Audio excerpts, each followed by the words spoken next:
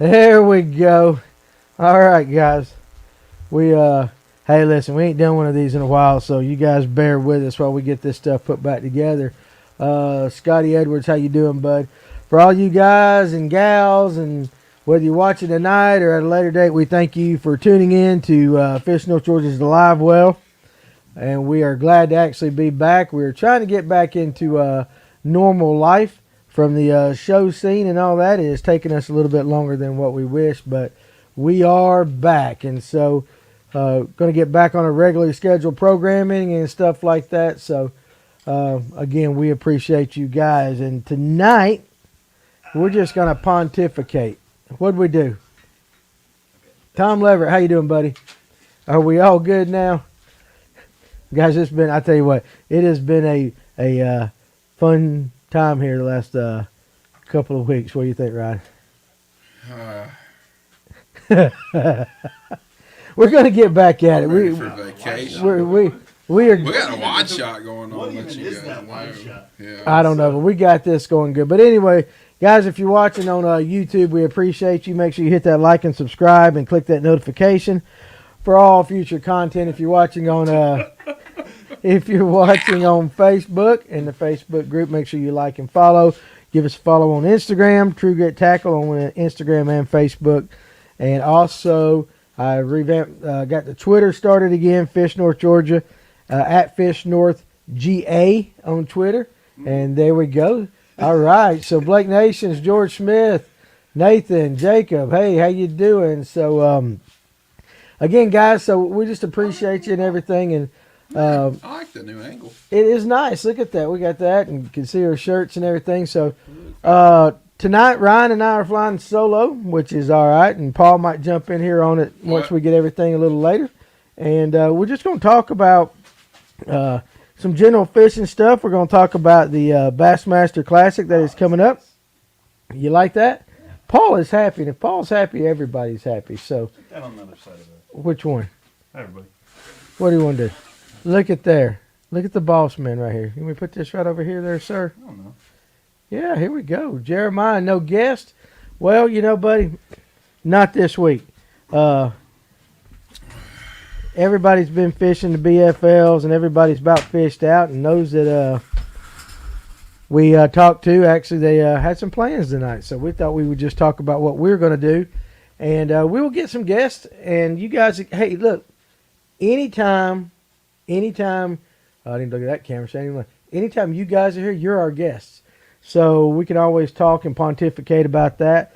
Like I said, we're going to talk about the Bassmaster Classic and the Expo and some of the fishing that we've done here in the last, couple of weeks, and just kind of you guys can help us out with that. So road trip, yes. Unfortunately, I am not going to get to go now. And Long story. long story. What, you didn't turn in your permission slip? Actually, let me tell you what happened. Got Electric Bass Opens is having their tournament out of Mary Alice Park. I fish EBO, and it's the first one of the year. And actually, I love this shirt. Ryan is a great shirt. Is it making the... It is a very good shirt. And Ryan and I, Jacob Fleming said you missed your chance at breaking glass when we should have done it. A little stone cold right there. So Don't go! Ryan and I fished Yahula last week with the Dahlonega John Boat Anglers, and it seemed like nothing on the boat worked. So I decided today that I was going to start rewiring and putting on. I put on the oil tracks. I put on a 360, and the boat is took apart. So now, if I want to be ready, Ryan's lighting to be that much. yeah, we don't want to do too much. So if I want the 360 and all that to be working, I got to take it out tomorrow. So I'm actually going to miss the road trip. But Ryan and several others will be going from here, and a lot of the guys that follow us on the FNG page, they'll all be there.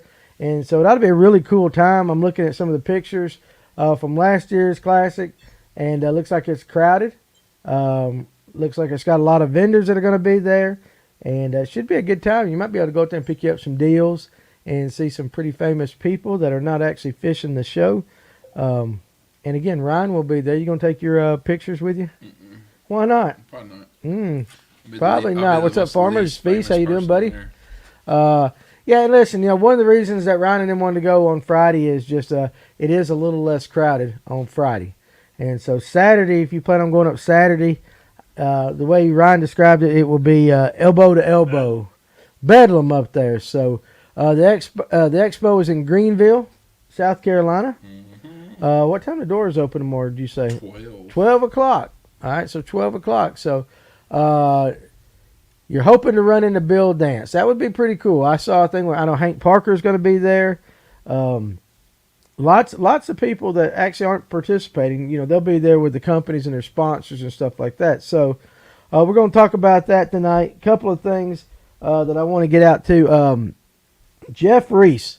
I don't know how many of you guys know him.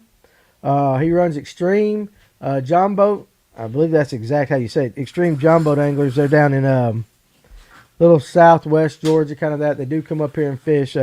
He posted on the page, and I talked to him today. Wife has a pretty serious diagnosis. Not going to get into the specifics, but it's going to be one of those where there's going to be a lot of a long road ahead of those two. So if you're praying people, we want you to throw them up there in your prayers. Keep them in your thoughts. If you can reach out to Jeff Reese and just send him some kind words and encourage them in this time, we sure would appreciate it. And that's what we do here. That's what you guys are all about. So that will be a very nice thing to do. And again, if you know any others that we need to mention, but right now I really want to keep Jeff Reese and his wife in our thoughts and everything like that. So Tim White, Jeff is a great guy, absolutely. And it is his wife, and we know how that is. So that's pretty cool. Danny, any kayakers need to be available next weekend? Florida versus Georgia battle the border at Lake Seminole. Need more Georgia anglers. Okay, there you go. If you guys are into the kayak game right there, I got that. Are you in? You want to come talk? I'll jump in on this, Paul. So they're actually we got 2 kayak announcements for you guys. Go ahead. One, obviously the community is doing a lot of fundraising right now for River Wolf. Westbrook Supply Company's got a raffle going on. They're selling tickets. They're giving away a new canoe unlimited, which if you haven't seen one of those, they are incredible boats. And also Josh Little from Dugout is putting together a multi-species tournament online via Tourney X. Multi-species, I think it's bass, catfish, and maybe striper. Open to anybody as long as you can measure fish. You got a catch board or whatnot.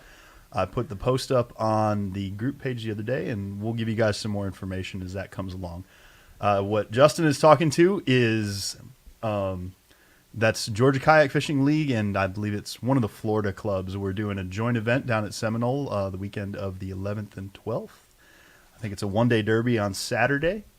$75 to enter, open to anyone. That gets you in for big fish and just all the different pots and whatnot. Hit us up on Georgia Kayak Fishing League group on Facebook if you want more information, and we'll get you in there. There you go. All right, so see, there you go. So you got that information right there. I will say this too. Also talked to Josh Tatum with Georgia Kayak Fishing League, and we at Fish North Georgia and True Grit are proud to be sponsors of that particular trail this year. And so look for a lot of things coming down the line with that. So kayak guys, hey, listen, we love you. Y'all are a different breed, but we got to have you, and you guys are great, and you put on some really good stuff. So one of these days, I'm going to get in a kayak. I don't know how soon it is, but I'm going to get in a kayak. We're going to see what it's all about. Got to do the Etowah with us, man. I would love to do the Etowah. Do you guys realize how good the spotted bass fishing is in the Etowah up this way? Wild. Up this way. I had no idea. I knew stripers ran from Allatoona up it all the way to Dawson Forest, but apparently there's some killer spotted bass fishing. We're not talking about 12 inches. We're talking about some really good hefty spots on that. So let's see. Dana Smith is back on the water as well. That's good. FCP Fishing. Dana is a friend of the show. He's been on here several times. He is one cool cat. So I'm glad to see that he is back on there. And there was a comment, and I've got to, can you scroll up? Because I want to make sure I give the person the name. Going up just a little bit more. Steve Burnett. Okay.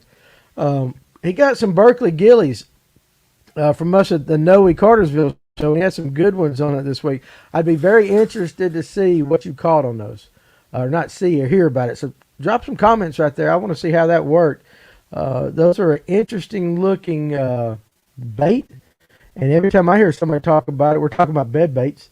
dropping that thing right down in the bed. But apparently, they catch him on my way, so that's pretty awesome. Or smash your mouth, Danny. Hey, listen, hey, you know me, if I know we fish, because I'm going to tell people about it. That don't mean they fish, but they got to do it. So,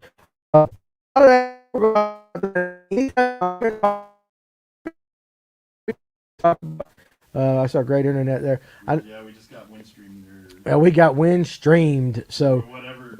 TDS. We got TDS. So guys, listen. Big announcement is there is fiber coming up. You're gonna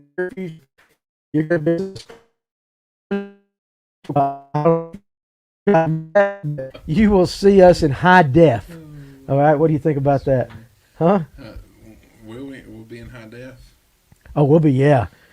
Yeah, I'll be able to see booger in your nose before. Yeah, I love it. I can't wait to do that. This will be my last episode before that's over. That's right. Before that happens. The gilly would be an awesome dock bait. Hey, that's pretty cool. So, yeah, listen, you know, if you got confidence in it, hey, that'd be awesome. Now, we're going to get into the Classic. This is the biggest thing out there in bass fishing, but I want to make a little bit of an announcement too, because I'm going to do this because I love Paul. I do love you, Paul. Green fish are not the only fish in North Georgia, so we are going to be... That's a rumor that's going around. It is a rumor that's going around. They actually do catch other species of fish here in North Georgia, and so we are going to do a little bit better job of covering them. And so we're working on a crappie episode that's coming up. We're going to get some of the trout guys in there. I want to do some more striper stuff. We're also going to try to get out on the water. Last week, Ryan and I were going to do a Facebook Live. I mentioned it. Unfortunately, that great boat that I've been working on all week, well, let's just say some of the wiring was suspect, and I think I was sabotaged. Maybe the North Koreans, I don't know. They just didn't want to see us fish. The Russians. It was the Russians did not want to see Ryan and Danny fish, but if I can get it fixed tomorrow, then Saturday morning, we're blasting out of Baldridge Marina, Mary Alice out of Baldridge Marina. I may have it on there where you guys can just, it's going to be our own version of tactical bassing, except I won't be near as good nor near as exciting, but you might can just tune in sometime during the day and watch us fish. Talk to me, I'll give you some spots. Oh, yeah, we need to do that. So what day is that? Saturday. Saturday. It'll be... What? You talking about you not being entertaining? I said, well, it'll be entertaining. It might be entertaining. Listen, watch Danny cuss as he. All I'm gonna say this is, listen, I love the Lord. Everybody that knows me knows that. However, I will spend 2/3 of that day saying something and going, "Sorry, Lord, I apologize." That's, you know, it's all day long. But I actually got my brother-in-law's gonna fish with me on that. So. With EBO. So that'd be pretty cool like that, just to have some fun. Ryan was going to do it this past Sunday, but weather was not cooperative with that. But we're going to try to do some stuff like that. Now, the Tuesday night fishing reports for you guys that are watching. Yeah, we're going to do a zoom off. You guys will experience the Stephen Barday zoom off. That's what he likes to call it. But it's still pretty fun. You know, you get to watch us hit Lake Lanier at about TK and Mike. Oh, yes. He's showing his age right there, talking up TK and Mike. I remember that. Dane Hunter wants to know if you're going to broadcast live you and Alex fishing the Spro together. Me and Alex Pierce are going to fish the Spro tournament together. And that's not this Saturday, but the following Saturday. I should do that. Me and Alex are going to fish. We'll be sitting on the boat, probably sipping moonshine all day. And about 2:30, we'll both be lying on the deck just going, when's this stuff going to end? But Spro tournament's coming up out of Lake Lanier, too. Again, that is a tournament where you can only fish Spro products. I did find out, though, you can use different terminal tackle, correct? As long as a Spro product is hooked on it. Mm-hmm. You can't use a modified bait. Cannot use a modified bait. So I can't go buy a Spro and have Daniel Truitt paint it for me, but oh well, it is what it is. So if any of you guys are fishing in that Spro tournament, let us know in the comments right there. Looks like y'all tore up the tacos with LJ. Hey, listen, I'm going to tell you something. I am proud of my boy right here. We should have brought the belt down here. It's upstairs. It is upstairs. We have the proudly displayed the Fruity Worms Rule taco eating belt that Ryan Sheffield is now Danny, cut your stuff off right there. Good grief, son. That's how unprofessional can you be? Ryan's the champ. 15 tacos, all right? And to be quite honest, if he was pressured, you could have got 20. You could have kept going. I could have got 20. You could have got 20. But you were a gracious winner. You already had it won. The record was broke, and you bowed out gracefully at 15. But LJ and them, they may pop on because I think they're doing Taco Thursday tonight. He usually gets here about 9 o'clock.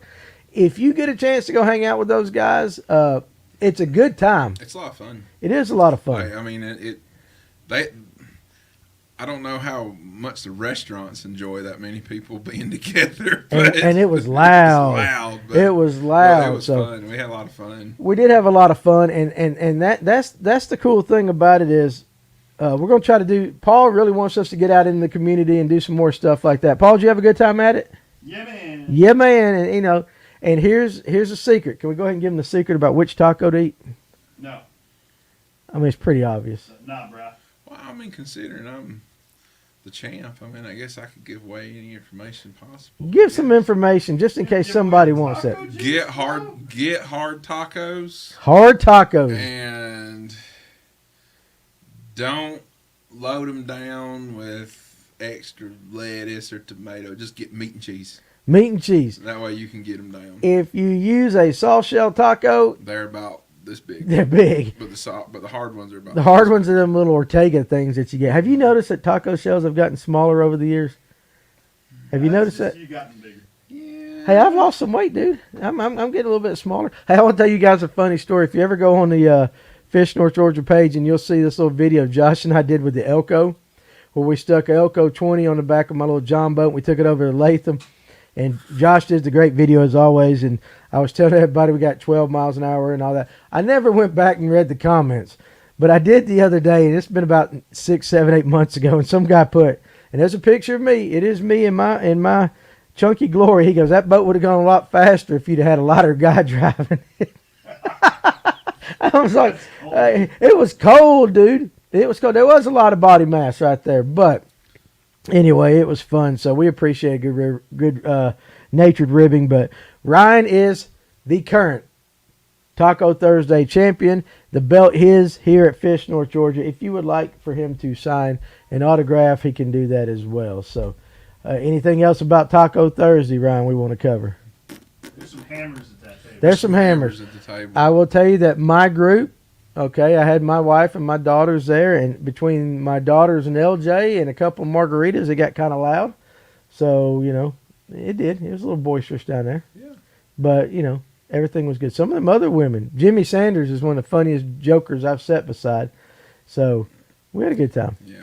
We had a good time. And LJ's always LJ. And LJ is LJ. What you see is what you get. So, maybe we can do another live there, but I'm challenging anybody right now to come try to take the crown and the belt away from Ryan. So I don't think you can do it because I still think Ryan had another 5 or 6 in him. What do you think? Maybe. I believe in you. I believe in you. All right, you ready to talk fishing? I guess. You don't seem too confident with the taco stuff. Well, it's over and done with. How does it feel to be the champ? Come on, you got to be a little bit proud. I'm tempted to say that I'll probably be the champ for a while. That's right. Because they've been doing that, apparently. We didn't know it until we got there. They've been doing that for a minute. That's right. They've had some boisterous people show up saying, I can eat 15 tacos, 16 tacos, and they didn't do it. Jeremiah, we can get on that debate real quick, but let me answer Dane Hunter's comment about the hats. We do have new hats, new styles in stock at the store. I'll get them up on the website. But we have some True Grit tackle hats finally like that. Different colors. We got the Fish North Georgia. These right here are more like the old style, but they're puffed. So the embroidery is raised a little bit. So that's pretty cool right there. Let's jump on Jeremiah's comment. He wants to know who put out the better product right now, Shimano or Daiwa, and who's making the better reels right now, Shimano or Daiwa. But I see a lot of people throwing Lew's in there. So Ryan, favorite reel right now? Who's putting out the best reels in your opinion? Well, all I throw are Abus and Lew's. I know. That's I know. all I throw. Yeah. Mainly Abus, but I've been converted over to the Abu. I have one Shimano. How you like it? Man, it's nice. It's not a Corrado. Why do it's you? It's a Castillas or whatever it's called, but I like it. I've got one Daiwa, one Lose, It's hard and the for rest me. is It's that. hard for me when you have as many rods and reels and rods and stuff as I have, and it's hard for me. I have a bunch of LFSs, and they're $100 price range, and then I also have a bunch of the Revo X's, and they're in the $100 price range, and they're hard to beat for $100. They're really, really hard to beat. I prefer to spend more money on rods than I really do mostly reels. I mean, because unless you buy a cheap reel, Most will do the job. most will do the job for what you need them to do. The key, excuse me, the key is to lube them up and grease them up about twice a year. Yep. If I've got a couple of Lus and I've got a couple of Abus that I've had, I know I got one Lus that's 9 years old, and it still throws like the day I got it. Yeah. But I grease it up and clean the bearings and stuff, and clean the reel, take the spool apart, get all the grit and grime out of it and stuff and whatnot. And if you take care of your stuff, it'll last. That's true. So, That's true. And I'm and I always go back to this. More fish have probably been caught on a Zebco 33 than anything. So, I think that a lot of people get name brand loyal and stuff like that. So I'm not that guy. I've got a bunch of different ones. I will say that my spin reels are Lus. I've got one Daiwa. Now I will tell you this: I got a Revo Rocket now, and then I've got a winch, and I absolutely love those. But I will say that Rocket is absolutely fast. that's the most expensive reel I own. It is absolutely the fastest thing. And what did I put it on? I know this is wrong, but what did I put it on? Put it on his jig I rod. put it on my jig rod because I wanted to catch up with the I line said- real quick. I looked down, I turned around, I said, "Damn!" I said, "You get a bite, set the hook." I said, "They're getting in the boat." You just crank the winch. I'm serious.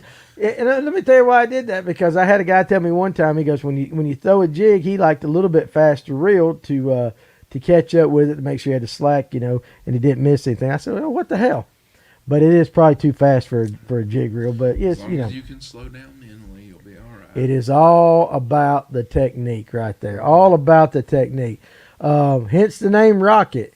Well, there's pocket rockets. There's all kinds of rockets there, Pinkston. You never know right there. So, but I like it. But I will tell you this: I've thrown the winch, the 5.4 cranking reel, and then I've got the Revo Rocket, It's one of the best crankbait reels. and I love it. I'm telling you that. Yeah, that winch reel, I love mine. it is absolutely perfect, and it will cast. Buzz baits, yeah, I will be hammering those things. Humming Humming. the buzz bait. Well, hammer, whatever we got to do. Hum a buzz bait yet. Huh? You don't know how to hum a buzz bait. This is a year, and you know what? Hey, you know what? I wonder how fast I could get a whopper plopper going on that Revo. Too fast. Too fast. I bet it would be, but No such thing as too. is there no such thing as too fast? Ask my wife. I don't know. Oh my Lord. We're there already. We're there. We ain't been here in a while, so. But anyway, again, it's funny. It is funny how people will talk about it. There was somebody posted one of those new Zebco bullets on the group page, and people were giving comments. When I was like 8. Yeah, It was seriously. one of my first reels. Yeah, no, listen, I caught more fish on a Zebco 33 growing up than I probably ever catch on all these bait casters and stuff. But if you know anything about the bullet, it's got a higher gear ratio. You actually can work. I don't know if any of you guys have ever thrown one. You actually can work spinner baits and stuff like that, and they'll cast them miles. So how about we do this before we get into the classic? What is your favorite reel of any type of all time?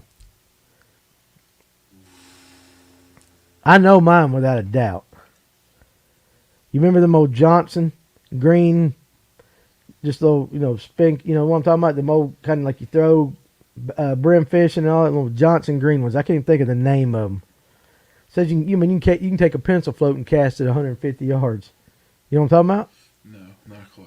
You You ain't got a clue with those? No. Johnson Century or something like that. I love them things. So, but that's it. So, Steve Burnett, it was me that posted about the $129 bullet. Well, I will say this. Magic? No, I mean, it's just a high end. It's a Zebco 33 on steroids. And, but I've never thrown one. I have heard people talk about them. And that's supposedly, you know, it's probably great to get kids started on certain things like spinner baits or anything that you got to crank a little bit. Get them used to paying a lot of money. Jeremiah's favorite reel of all time is a Shimano Metanium DC. Can't have money. That's right. Brian, you're right. It's a Century. Johnson Century. Them little old green, they'll cast a mile. But I like the brim fish. I like to do stuff like that with it. If you catch a big bass on it, though, it is going to rip your drag. Ron's favorite reel of all time is a Mitchell 330 spinning reel. And that is a classic. That is a good one right there. What was the first bait caster you ever owned? I know mine, too. I believe the first one that I actually ever owned was a Quantum Iron 300. It was a round reel. Oh, That's yeah. one of the first ones I ever yeah. owned.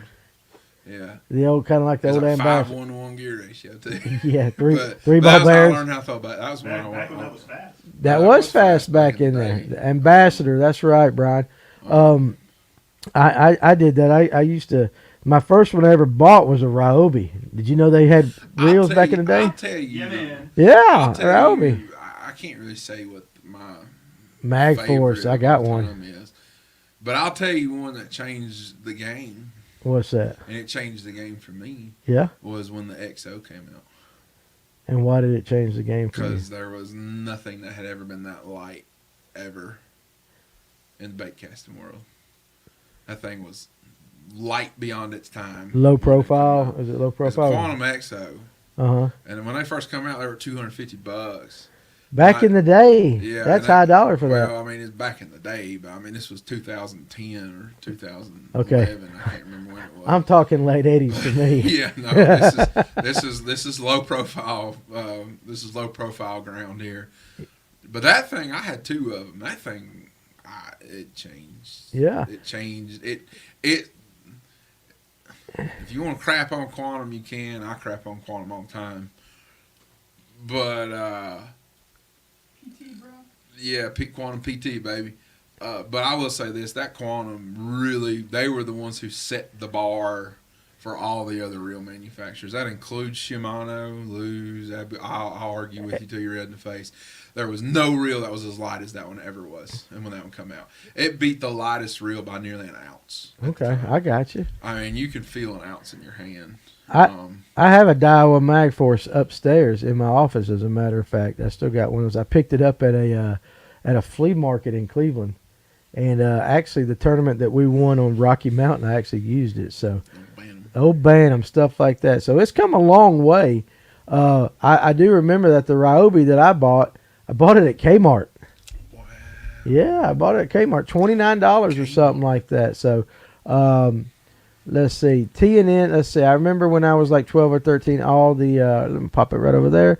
All the commercials on TNN was the Quantum Hypercast 2, a spinning reel with a separate trigger. Still have it. More of a collectible sitting in my garage now. Man.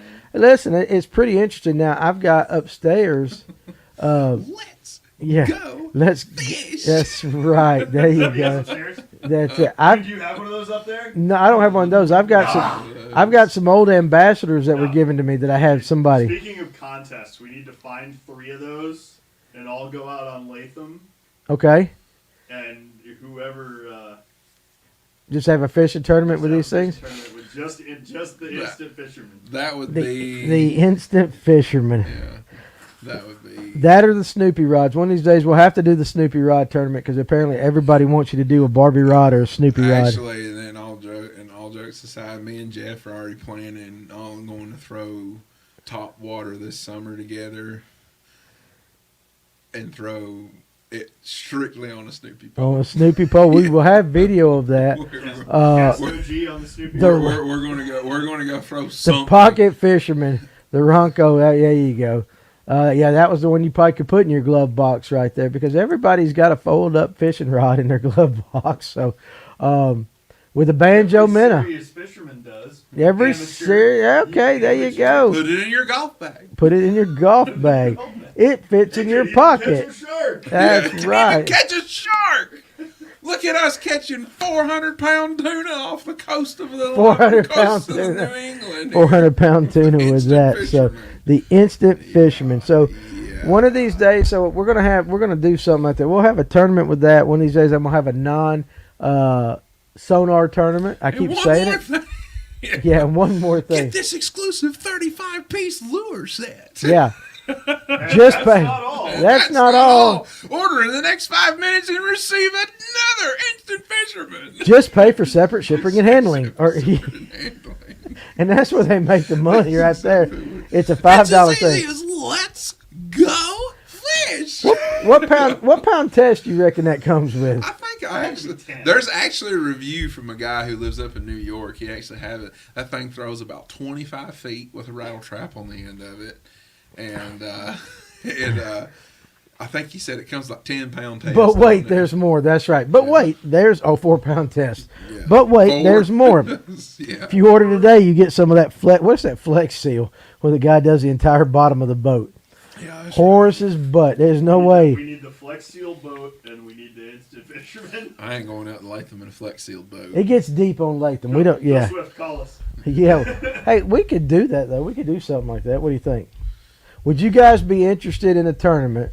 You know me. I like to do it for charity or something like that. If we had a Snoopy rod or a instant whatever the hell this Where thing the is. heck do you even find an instant fisherman at? About 3:30 in the morning on Channel 2 Dude, I guarantee you, eBay, probably Craigslist. for 100.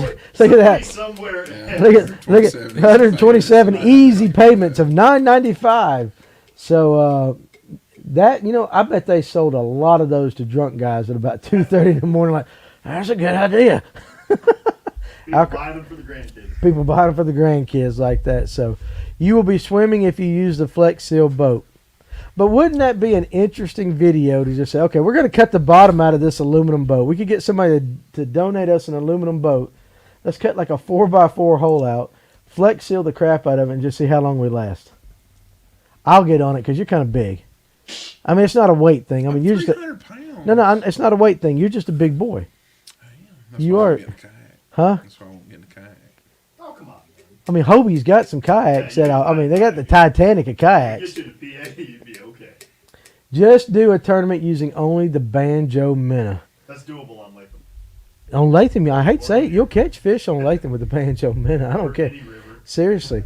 For those of you who've been paying attention, Latham, Lifelike action. if you like the crappy fish right now, Latham is hot. It appeals to the fish's genetic predisposition to eat. Their predisposition to eat. Come do that on camera. Hell, Do that on the... I've got Hold on a minute, Carl, if those y'all didn't hear. I've got a Paul, come do it predisposition right to now. eat. The banjo minnow. Here we go. It is. Oh my Lord! Here Introducing the new Banjo Minnow. It's the most lifelike lure ever. It appeals to the fish's genetic predisposition to eat. They have to eat the wounded minnow. Oh my God. Damn, Paul, you're pretty good at that. You don't remember that? I do remember that, but Featuring Grave Digger. it is. Laugh if. Oh, hold on a second, guys. Hold on. Laugh if you want. I caught my biggest bass on a pearl banjo minnow. Tyler Minutes. Oh, hey, listen. You might be the only Genetic one. response feeding. There That's it what is. it is. Right. Genetic. Ryan, I Leave it did. to Tyler. Tyler knows this crap. While he's too busy designing power plants. He and shit does for that. so much power. He He's does like that. also looking at banjo minnow commercials. 10 pounds, 3 ounces on a banjo minnow. If there ain't no pictures, it didn't happen. So, but seriously, I mean, I caught a crappie on a bare hook, and I used to catch brim on chewing tobacco when I'd run out of crickets. I just pull out a leaf of chewing tobacco and stick it on there. So, I guess it's that. Ron's got a better one. Oh, Lord. A Whopper Plopper only tournament. Danny has a chance to win.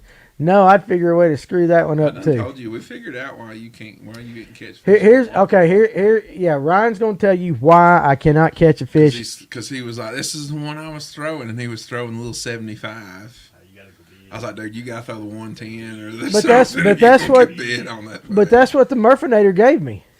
He goes, here's your banjo This minute. is the guy. This is the guy who thinks Army green pumpkin purple chrome with red and baby blue material is a good jig color. That is true. That is true. I didn't really give that a lot of thought, but it was a gift. It was for my birthday last Shout year. out So Andrew Murphy. Andrew Your Murphy, ugly if you're watching, a jigs. Barbie Rod Big Bass Derby. We're gonna do one of those. We're gonna do one of those. What other kind? Before we get into the classic, what other kind of stuff like that? Huh? What other challenges could we give people, tournament wise to do like that? On Lanier, on a big lake. Well, I told you one time for fun we had a little derby little thing. A bunch of us met up boat ramp and we kept the smallest bass we could catch. Oh, dude, I could win that. Oh hell yeah! That was hard, dude. That's a lot harder. Than It's like that. You could put braid on the Barbie Rod. Now I'll say this. Now this past Sunday, there was a bunch of us in the Claremont Club who probably could have put a running in the money for that. But it still has to be Because 14 there was inches. so many between 9 to 10 pound bags weighed in Sunday. But what would the rule be on Lanier? So it still Well, have to it'd be be 14 14 inches. Oh, they gotta be 14 inches. Yeah, they're 14 inch. Damn. Like we're talking a fish that when you swipe the tail, it crosses the line or touches the line. And you're One of like, those you yep, got- I'm live well. One of those you got to stretch. Yeah. You got. Yeah, I know. Yeah. So combine the banjo minnow, flex seal, and no electronics, and do a derby. The only problem with that is every one of us has got to go out and get a junk aluminum boat and cut the bottom out of it. So a bobber and a worm tourney. I think that no electronics or stuff like that. So yeah, I mean, good grief! I just spent a half a day trying to put electronics on my boat. But I guess if you got it, you could just take the like the helix off. You could leave the rest of the stuff like the live hooked up, right? I mean, that'd be pretty. I feel bad for them. They come in there, Yeah, my Sheffield. hole. I'm like, You need to do a small fish tourney at He's taking Tuma. spots from little dude, children. I've been fishing that hole longer than you've been born. Who- Think of the children. Is that Cooper? I'll let you go all the way to the back ahead of me. I don't want to hear it. I'll let him. How old is Cooper? I'll let him and Chris and Jake go all the way to the back of the creek, past me. I said, go on to the back. Go all the way to the back. Go ahead, go. But he's still sore that you were in his spot. Apparently. He didn't tell his He's mom. just mad because they turned around and watched me catch like 2. Did he tell his mama on you? I don't Did he go home and tell his mom on you like that? I don't know. I tell you what, plastic rats only. No, I ain't doing none of that either. Jeremiah can throw them rats. Frog only on the near. Ryan will beat you on that. Yeah, you throw. You can. Yeah, you're good. Yeah, I'm open way. You could win that. That's in my wheelhouse. That is your warehouse. I'll tell Lamar on you. Cooper's gonna tell on Tell you. So. Lamar come to my house. All right. So here's what Disco rat only. here's what we're gonna do. We'll come There up you with go. This something. one ain't bad. Now's the time to go. Bubblegum Now's the trickworm time to only go tournament throw for breast cancer charity. it. Now's the time to go throw it. Hey, but when is breast Bubblegum? bubblegum? Yeah, it's time. Y'all just keep talking about the Murphy jig. You will summon the Murphinator. He'll come out from his rock at some point tonight, like Did that. you say his name 3 times? Is Murphinator? Well, it just depends on whether his wife will let him come on and play tonight. So we got. It's like Beetlejuice. Murphinator, Murphinator, Murphinator. He shows up right there. What's up, guys? Hey, What's up, guys? that's it. Love you, Murph. We do love you. We do love you. Treble on a beer cap tournament. Frog only on the near would be difficult. You keep telling yourself that. That's funny. Yeah, that's You that's the. keep You telling would be yourself surprised at some of the guys will just, throw you it just now. let Jeremiah keep telling himself that. That's okay. Yeah, it's hard, Jeremiah. Don't worry about it. It's hard. Don't throw a frog on the near. Don't throw a frog on any North Georgia lake. They don't work. And don't throw It don't methylate. And don't throw methylate. Don't throw methylate. Don't throw creek spinner baits no worm. more. Don't throw spinner baits. Don't throw anything like that. They don't work. Don't worry about them. 6-inch or larger top water other tournament. That's not big enough. I throw one that's bigger than I that. throw stuff that big all the time. Yeah, I throw stuff that big all the time. Yeah, it's nothing. All right, well, look, we got a lot of great ideas, so we might can do that. Put some of it to Some of y'all work. guys think y'all being. Funny. I'm being saucy. I shouldn't. They're be saucy. closer than they think, though. They're not. You're not being saucy. Well, they're throwing stuff out here like, "Oh, this is a great idea." Like y'all don't even realize how many people Pick throw a that stuff certain already. area on Lanier, and you got to fish within the boundaries. But now your club does something like that. We do that. Tell everybody That's what the club Claremont- that me and Wes Wilson and his daddy and Nathan and Buddha, we're all in together, and yeah, we break the lake up into 3 sections, and you can't go. You can only fish from here to here and here to here and here to here. That's right. Okay, we got 3 different sections of the lake. Which means you just if you're a south guy, you just can't go south every time. If it's It's above, wherever we put in. yeah. So that's right. That's a so- pretty cool thing that a lot of clubs don't do that. Mhm. Yep. But Lanier's big enough you could do Only that. Ones I know of that really do that. So. So what is it? 369 Bridge North. We got the north end, which is we put in at Laurel Park, and you can go as far up the hooch as you want to. You can go all the way down to Highway 53 Bridge right there at Gainesville Marina, but you can't go underneath it. And then we got Mid Lake, which is we put in at Bolden Mill. You can go all the way up the Chestatee River. You can go all the way down to 369, but you can't go underneath it. You can go all the way up to Gainesville Marina, but you can't go above the bridge of 53. Uh-huh. And then we put in at Bayless Creek, the south end, and you can't go above the bridge of 369.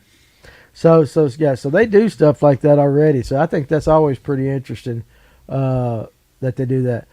It is there's a lot of things we could do, but it's all good natured fun and all that how you do it. But a lot of you guys got some really good ideas. So maybe we can get Banjo Minute to sponsor a tournament, and we'll figure out how to do a charity Banjo Minute Just the tournament. space of a topwater you throwing is bigger than 6 inches. Just asking. Well, considering that the 40-gram OG is bigger than that. That is The bigger. 145 Seville is bigger than that. That is. If you Super Spooks are close, but they're not. I don't think they're 6 inches. now when I you're think now they're you're, like 5.5 you're talking inches. Bill. So your idea of top water is like the first 1 foot of the water column and up. If you throw in the big Sammy, that's close. The big Sammy's close. I don't know. Really, the only thing I guess really. I that think I got a is 7-inch cane walker upstairs. You may have a 7-inch can. The Gunfish Big 135. gunfish, yeah. The big Gunfish What's the other one that 135. blows now? The shower blows. The shower blows, but I don't think it gets that big. I don't know what the big. Because the only ones I have like They that. have like a 130 of that. I think the only one I got is like the 110 or whatever Did heck you it throw is. the big giant chug bug? No, Saw, like, the I throw soft the one? 3/8 one though. I throw the piss out of the 3/8 one on Lanier. I've thrown that. Jug bug. Yeah. I've thrown that 1 ounce one. Yeah, super spooks are 5.5 inches. Yeah, That's still pretty big. I mean, that's it. still pretty big. I love. I Dress the treble. That'll add some. That's right. Does that count? Technically, does that count? Say you got a 6-inch bait, but you dressed the treble. Does that count as an edit? Why not, man? I think that's pretty cool. All right, here we go. Here's a question. What's your Lanier horny toad setup? We talk about something else. It's a hook. He's got a hook in it. That's just it. There's many different ways to do the horny toad. Rod and whatnot before, haven't you? I think I have. It's just a 7.3. The rod is probably one of them. There's 2 things to it to be successful in it, and to actually get hooks and fish and get fish in the boat. The rod is important, and the hook is important, and then also the way you rig the toad is very, very, very, very, very important. But within that, and I have seen it, there are some secrets that we're not going to share on some of that I part. can't give away everything. You can't give away everything. I give and away a lot of information. You give away but a I only lot. I give away bits and pieces, but I always throw it 10-1-1 gear ratio reel, 65-pound braid, 5/0 hook. I'm not going to say horny toad. you go as far as you want to go with it. That's I'm not. it. That's it. So That's it. everybody's got their little tweaks and stuff like that too. With certain ways that you fish things. Even with our weedless Ned, there's a couple little things that I do that are just a little bit different. That I think personally it helps me. And I'm sure everybody out here's got their own little. No, Own little secrets like there's that. more to. There's more to it than just going and throwing it. Yeah. it's, I mean, I get some questions about it and stuff, and it's more than just Grip and rip. it ain't just gripping and ripping. It ain't gripping and There's ripping. it's a lot more complicated than that. Just tell him, but only if you give him his real name. So that's pretty cool like that. All right. So you did do a little fishing on Lanier today.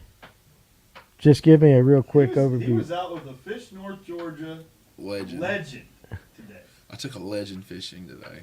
Well, I don't know if he's a legend, but yeah. The damn hair's still all over the place down here. He's got that point. Yeah, you know what?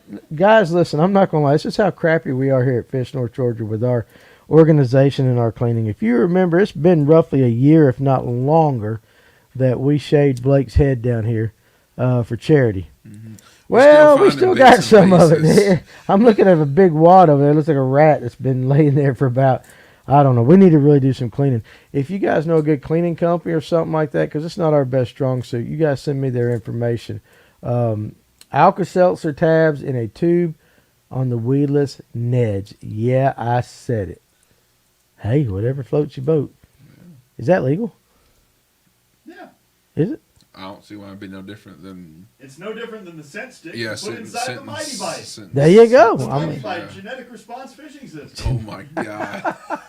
Got him. Paul's on point. Paul is on fire back there. You can tell we ain't been in it. We hadn't been in here a while. How about a challenge where you have to catch 5 bass on 5 different lures, which would be a very good one. But how do you? Damn near done that today. Yeah, he did. That was But- close. But how do you regulate that? I mean, that's the kind of thing. At least like with this Spro tournament coming up, you can only use Spro products, stuff like that. Barbie rod, everybody's got to use the Barbie rod, stuff like that. But it would be pretty interesting to do stuff like that. Oh, Farmer, it is illegal in a tournament setting. See, that's why I brought it up. I thought that I had heard that the use of Alka-Seltzer in certain situations might be frowned upon. But I guess if you're out joy fishing, it doesn't really matter. It is a good trick. I know a lot of guys back in the day used to do it on bedfish, so I don't know like that. So, but you guys think of some stuff like that. That's some good ideas. Let's see if we can implement them because, it'd be fun. I do think that especially on the most fun things are probably illegal. At least growing up they were. That's all I can say. Crank telephones. All right, listen. Telephone. Guys, my grandfather had one of those. I got a great story with that. My grandfather had one of those. I do remember going to creeks and actually seeing that thing actually work. So, and I do know a man that has one up here in Marble Hill. I will not divulge his name and everything, but I do. My grandfather had one of those things. And if you guys don't know what that is, it is an old-fashioned crank telephone, and it's got 2 leads coming off of it. And the one that he had 2 pieces of kind of like chicken wire almost, a little thicker like that. You throw it on a sandy bottom. It's got to be sandy, correct? I think it's a sandy bottom, and it will shock the daylights out of whatever is in that thing. The DNR, I don't think really likes you using that, and between that and the M80s, those little things that we had growing up like that, I don't think that they really would do that. So probably that's what your internet. Hey, listen, our internet probably does run off that a crank telephone. We crank it up for about 30 minutes. Go crank it up. Paul, go crank them. Go give us another crank on that. That's So where Beasley's at tonight. He's upstairs. yeah, we're missing Beasley tonight. So a beetle spin only tournament. A lot of big bass have been caught on a beetle spin.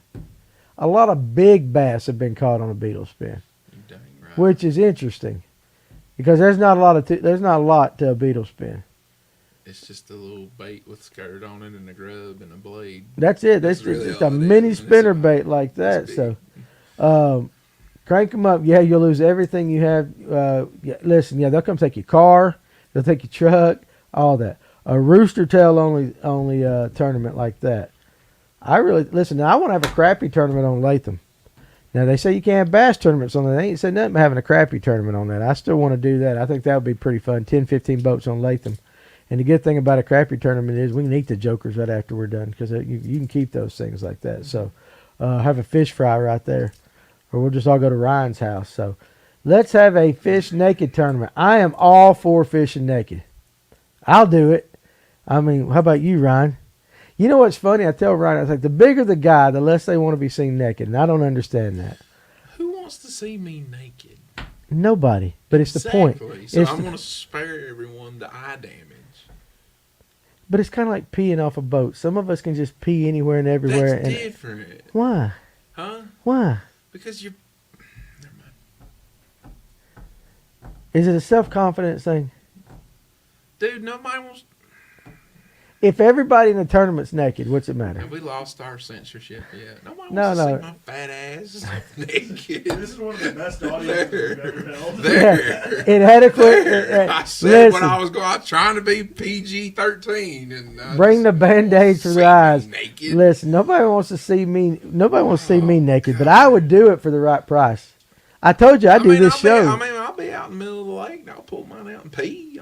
But I mean, I don't like pontoon boat coming out. Hey, you know, I mean, Every time, dude. I don't. But Okay, but let me ask you this: tell me the pontoon full of women. Oh no, I can't say that. Come on, you don't sit there. Not you, but you know, you most of the time you want to see them come by. What's the difference? Nothing. That's right.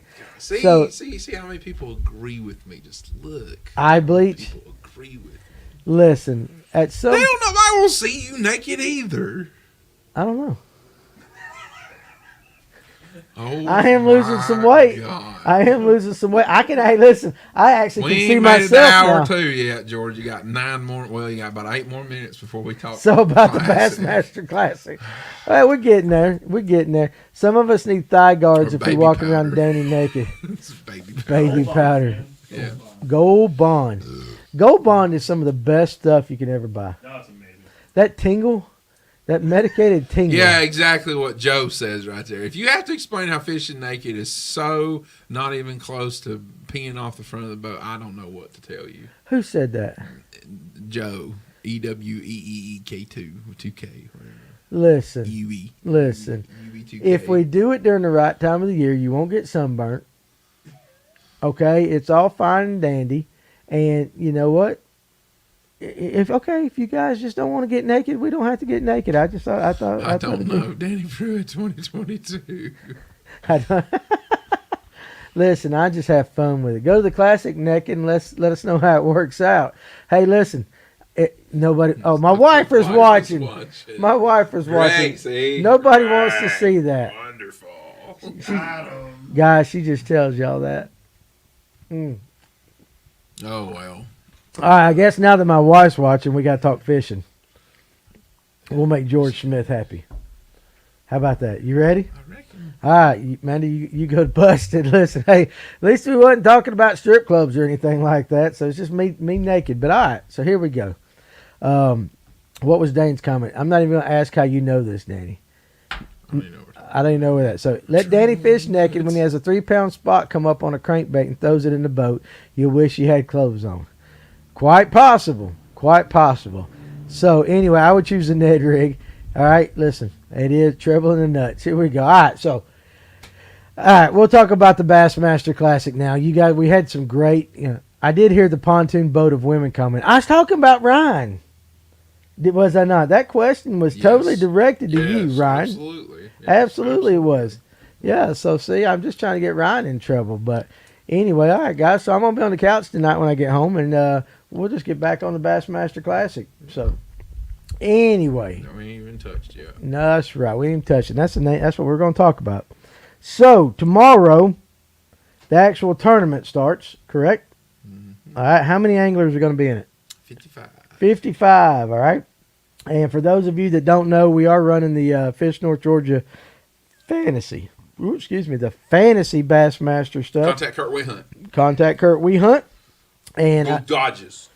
Go Dodgers. Yeah, who likes the Dodgers? I don't Kurt know. Hunt. I know he's only one, but And bandwagon fans. and bandwagon fans right there. So I hate the Dodgers. I'll give Kurt Hunt props. I like Kurt though. He told me the story of why he's a Dodger He did. It fan. had something to Totally do. respect Yeah, it has that. So Hank Cherry 3-peat. Please, God, no. It ain't gonna happen. Please, no. Ain't gonna happen. I'll tell you why it's not gonna happen. Back to back's one thing, but in the world of professional sports, 3-peats are some of the most rare things that ever happen. Just the odds are against you. I'm not saying it can't happen. I just think it won't happen. All right, and I will tell you this. I wrote this down. I took the top. I was looking for Vegas odds in case any of you guys. The kayak field has Ike. Could he win that part of the Classic as well? I guess so. He can't do his breakdancing on his kayak, though. Let's see. Here are the odds of winning for the top 20 anglers, according to whoever sets these sports books. Right. So, yeah, I didn't even tell Ryan I was writing this down. So, here you go. And I'm going to start with 20 and work our way up. And you'll notice some names are not there. But at number 20, Brandon Lester is a 16-1 odd to win. Number 19, Brandon Cobb at 16-1. These next three are all 15-1. Chris Johnson, Taku Ito, Scott Canterbury. All right, and that goes down to 16. So 15 through 12, all of these guys are 12-1 odds to win the Bassmaster Classic. Frank Talley, Steve Kennedy, Buddy Gross, David Mullins. Okay, so David Mullins right there. Now, is he number 1? No, that's number 12. Oh. Number 12. I'm counting back down. So this is number 11. Cody Bird is a 10-1 odds. That's his odds. These are your top 10. He qualifies every 4 years, and now act like he's going to win all the time. Cody Bird? No good. No. Who? Cody Bird. Cody Bird. He's probably qualified for the Bass Nation as usual. He's qualified for. He's fished like 10 classics, and he refuses an Elite Series invite. Why did Jason Christie is not going to shock the world. No. He's not even in it. He's had in his this. opportunities 3 times, and he's let them slip through his fingers every single time. I know you don't put much on odds or polls, but I still found this interesting as to who they thought would do that. So number 10, 9-1 odds, Stetson Blaylock. Number 9 at 7-1 odds. So Cody Bird is not in the Classic, but you just. Well, it was in the list, so if he's not, I don't know. He was in the list to win it. He's so. a Bass Nation guy. He's from Texas. I met him a couple of years ago. Anyway, well, that was just this list. This was who they had on it. So, Corey Johnson, 7-1 odds. Brock Mosley, 6-1 odds. Hank Cherry, 6-1 odds, going for the three-peat. Oh my God! What'd they say? No, G-Man? Hank Cherry. No, not that. Hank Cherry, 6-1 odds this year. Chris Zaldane comes in at number 6 with 5-1 odds. All right, now here is your top 5. Now, whether you agree with it or not, I don't know, but here it is. Seth Feeder, or Fighter. How do you say? Seth Fighter. Fighter. Respect. The mullet man. Llama. Yeah. 4-1 odds. 4-1 odds. Clark Winlet. I don't know who the hell that is. Probably one of the best pre-spawn to spawn bass fishermen ever. 4-1 odds. Well, Number 3, Patrick Walters. Panoptics guru. 3-1 odds. Number 2, Matt Heron. And he's a shallow water flipper and jig guy and crankbait guy. 3-1 odds. Mm-hmm. Now, number 1 is the only guy that did not have a something to 1 odds. So his odds are a little bit better.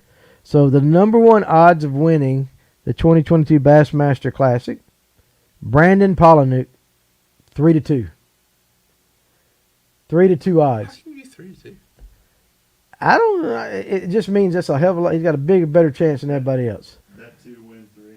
That's a lot of pressure.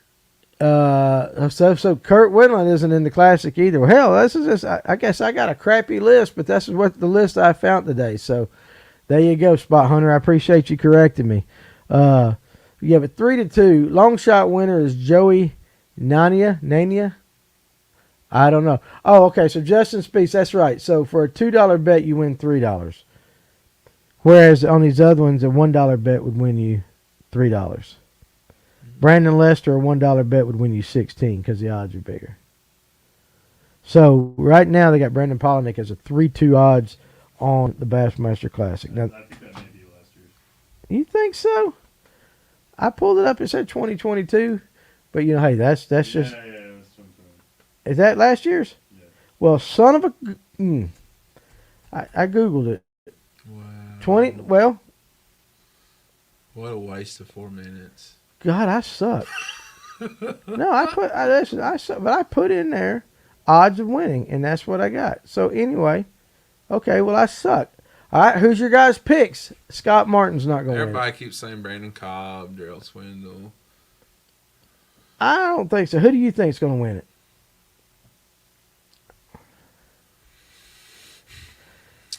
I mean, Who do I want to win and who do I not want to win? Who do I want to win and who do I think's going to win? Yeah. Who do I want to win? For a story, it'd be cool. It'd be cool to see, like,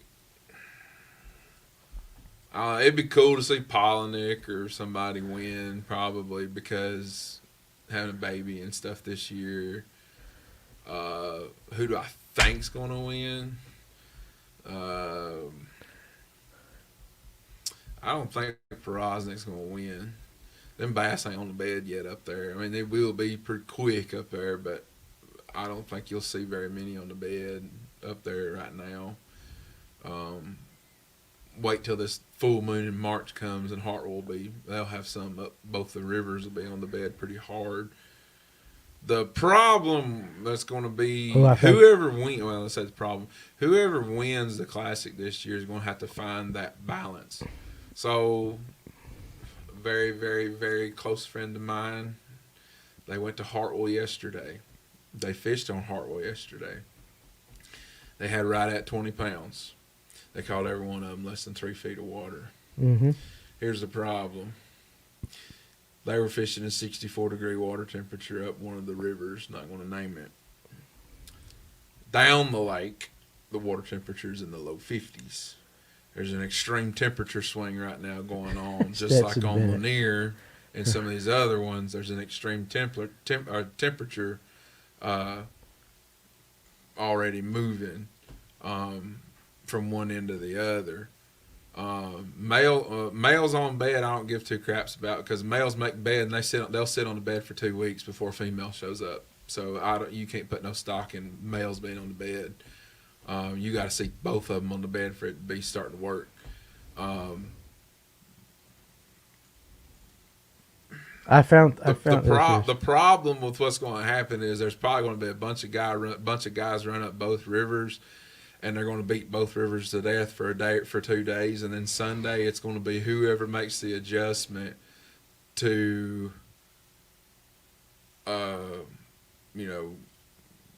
get a combination of largemouth and spotted bass to win on Sunday. You're going to be, it's not going to shock me whatsoever, because I fished Hartwell enough times in my life already, and I don't claim to know a bunch about Hartwell, not by any means, but I fished it enough in my life to know already. It's going to be you're going to see some major weights tomorrow. You're going to see 20-something plus pounds by multiple anglers. But Saturday it's going to probably dip a little bit. You're still probably going to have a couple 20-plus pound bags, but you're not going to see as many of them. Sunday is going to be the deal. It's whoever. There's only so many fish that are going to be shallow. It's still early. I mean, I know it's hot, and that's one of the stumbling blocks that a lot of guys go up with. I'll put it to you from my example, personally, right now. Sunday. And then I know a bunch of other guys. I think if Wes is still watching, I don't know what him and his dad did, but I know there's several other of us that talked afterwards at the ramp in the Claremont Club. There was a bunch of us who fished. We fished shallow all day long in the rain. We caught fish shallow all day long in the rain. But here was the problem. Finding a good fish was hard to come by. They're up and down, up and down, up and down, up and down, up and down right now. You really don't see them flood the bank on any lake real hard like that until the days start getting longer. And the days have not started to get that long yet. We're talking days where we're upwards of 10 hours of daylight now. That's right. We're not quite there yet. That's typically when, no matter where you are, in the southeast particularly, that's when you start going in the backs of pockets and then spawning bays and stuff like that, and they're laying everywhere. Gotcha. So stuff like that. It's going to be interesting as to what happened. The last time the Classic was on Hartwell, the water temperature was in the low to mid 60s. The fish weren't on the bed. A bunch of fish had pulled up. The weights were heavy. the first 2 days. Sunday was a struggle. It was a struggle. Jason Christie was running away with the thing. And then Sunday he brings like 4 fish to the weigh-in. He threw that chatterbait until he threw that chatterbait, and it got him the first 2 days. But then the third day it bit him, and it didn't rebound for him. Right. There's only so many. I mean, if you want to go fish shallow and plan, you can fish 1-day tournaments and stuff like club tournaments, and somebody will go out there and they'll go stick the piss out of them and they'll have them. Look at the Skeeter Trail this past weekend. I don't know where everybody was fishing, but I mean, it just, you see these mega bags with big largemouth and big spots weighed in, mainly big largemouth on Friday. Saturday, you've seen more spots show up because that's the predominant ones. Mm-hmm. 6 to 8 years ago on Hartwell, the population of largemouth to spots was about 80-20. 80% of the lake was about largemouth, 20% of it was spots. Well, their last shocking study that they did, they're starting to lean now towards the population of being closer to 60-40 now.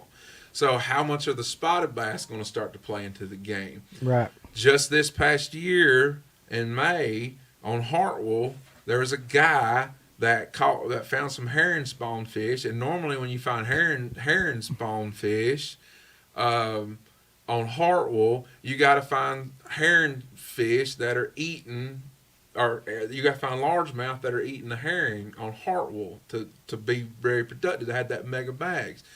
Well, a bag of spots kicked a bag of largemouth tail. Mm-hmm. The spots on Hartwell are starting to get bigger.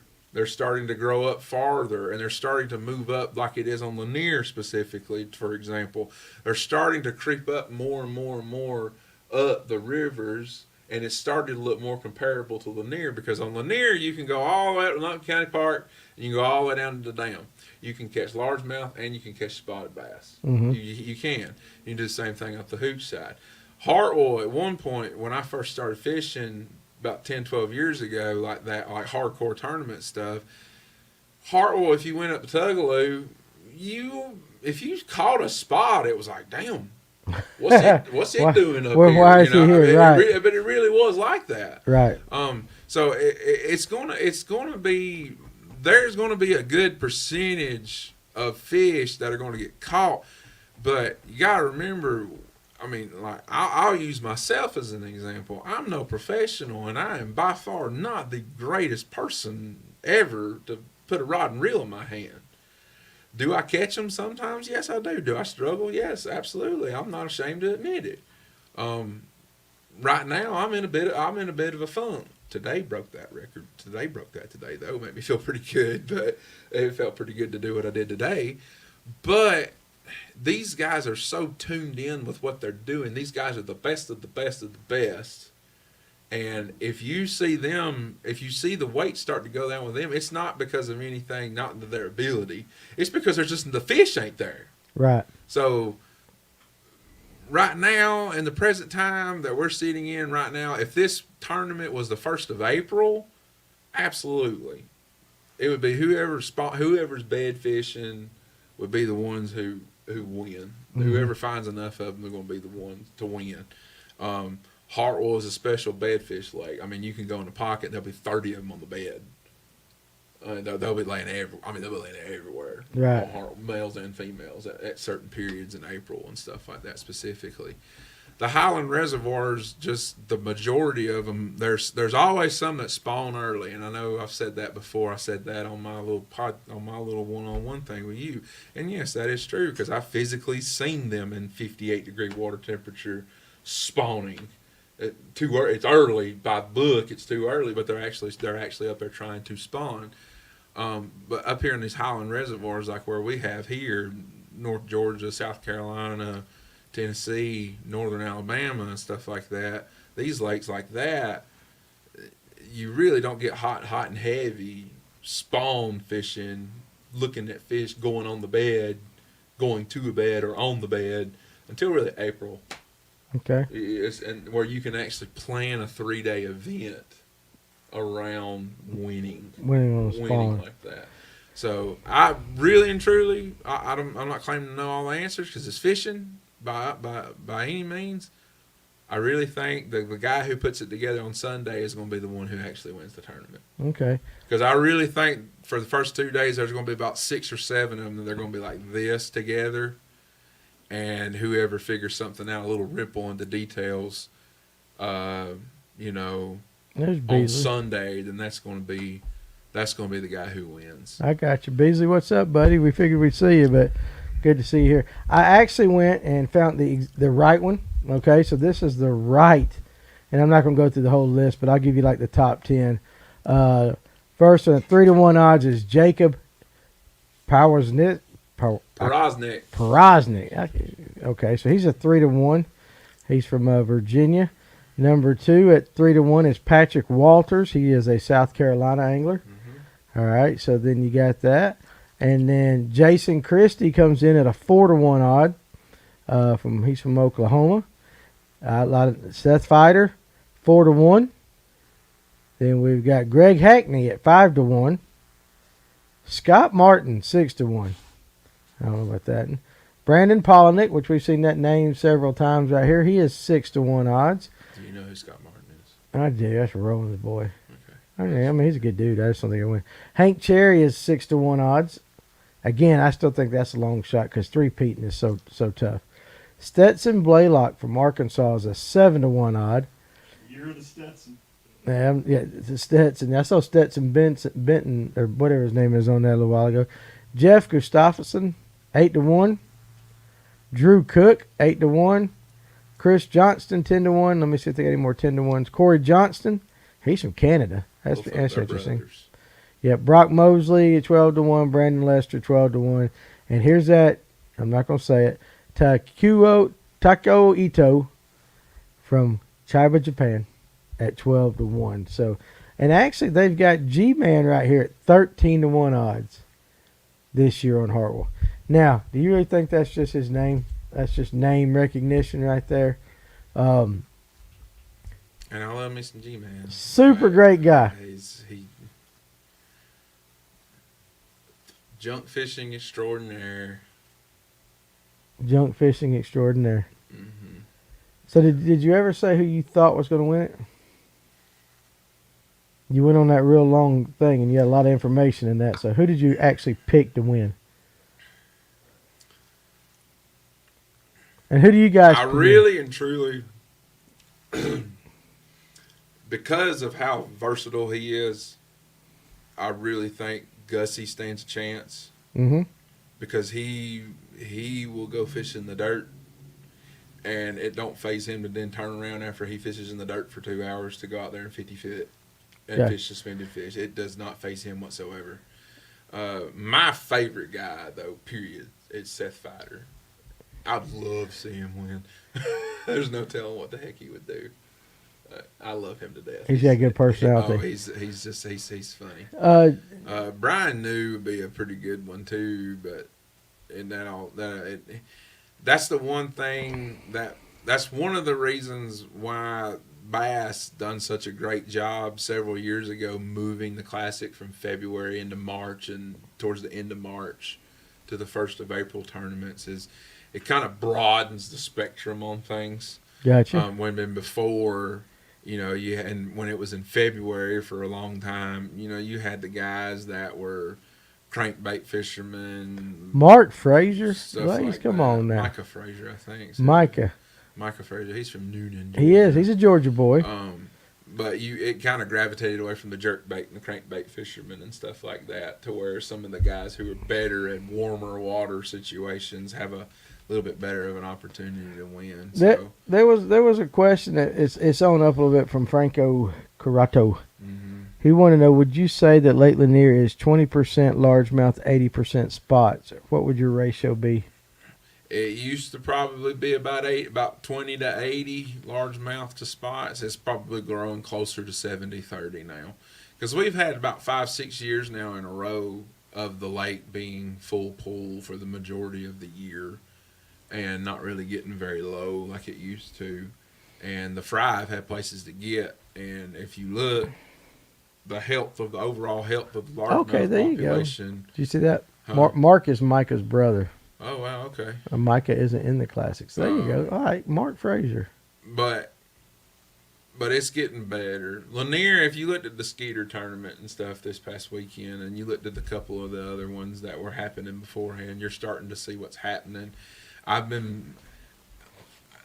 not going to claim to be the proprietor for it, but I've been beating my chest saying for the past couple of years, y'all better watch out. Lanier's about to be this perfect cataclysm of go out there and go stick 4 or 5 pound spots and then go find it. The odds and the probability of catching a 6, 7, 8 pound lip to go with them is going to be even greater.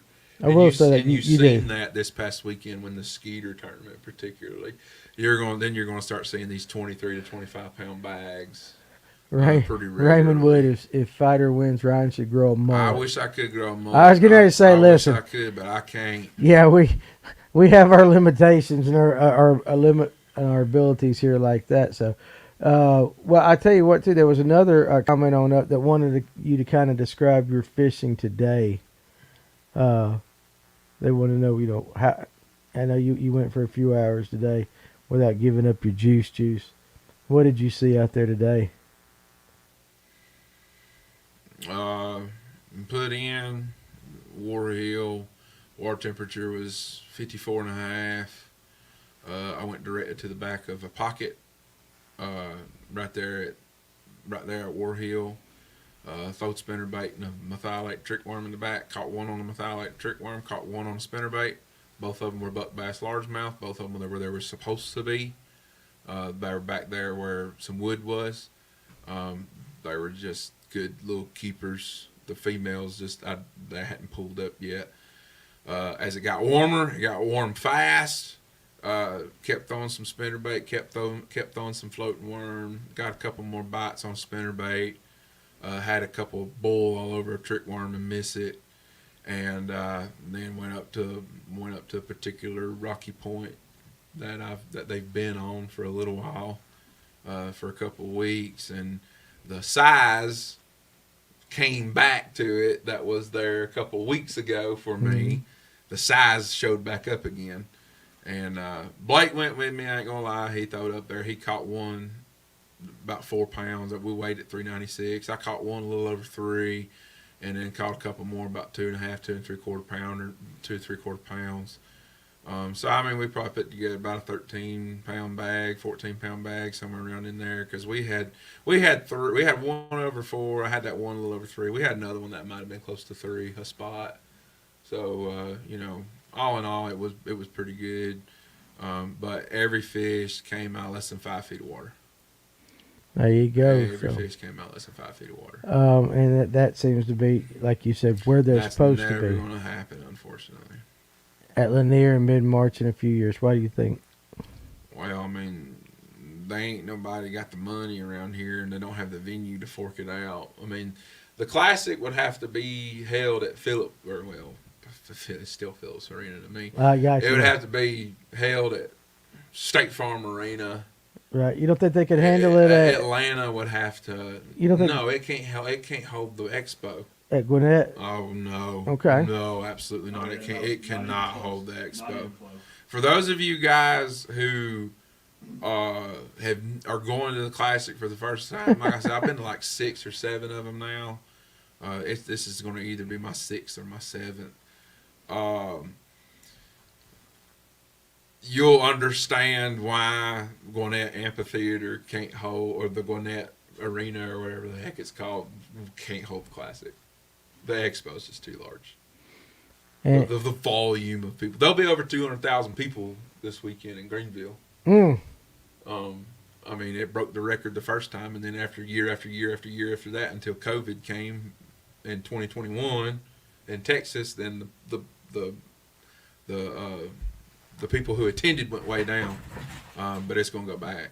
But yeah, like what Ron said, you would need the World Congress Center or State Farm Arena or something like that in order. Yeah, the World Congress Center probably, and then the weigh-in would be in State Farm Arena. I mean, It just have to be. I mean, because the people who watch if anybody's watched it on the internet, I'm sure some of y'all have who are viewing right now. They pack 20, Mardi Gras. 25,000 people in the stands just to watch the weigh-in. Right. And you can't fit that. That's true. That makes sense. Yeah, that makes sense. So the only way a classic was ever going to come to Lanier is if Atlanta forks out the money. Gotcha. And they would basically take off from somewhere like Ball Ridge Marina or something like that, most likely, or somewhere down there. They'd have to for logistics. Because it's only 55 boats, but and then they'd have to shuttle all the way down. They have to do like they do at Gunnersville for Birmingham. And they'd just load everybody up, and everybody would drive from the lake to Atlanta, right, to the weigh-in. Yeah. They're going to be driving from Anderson, South Carolina to Greenville. It's about a 45-minute drive.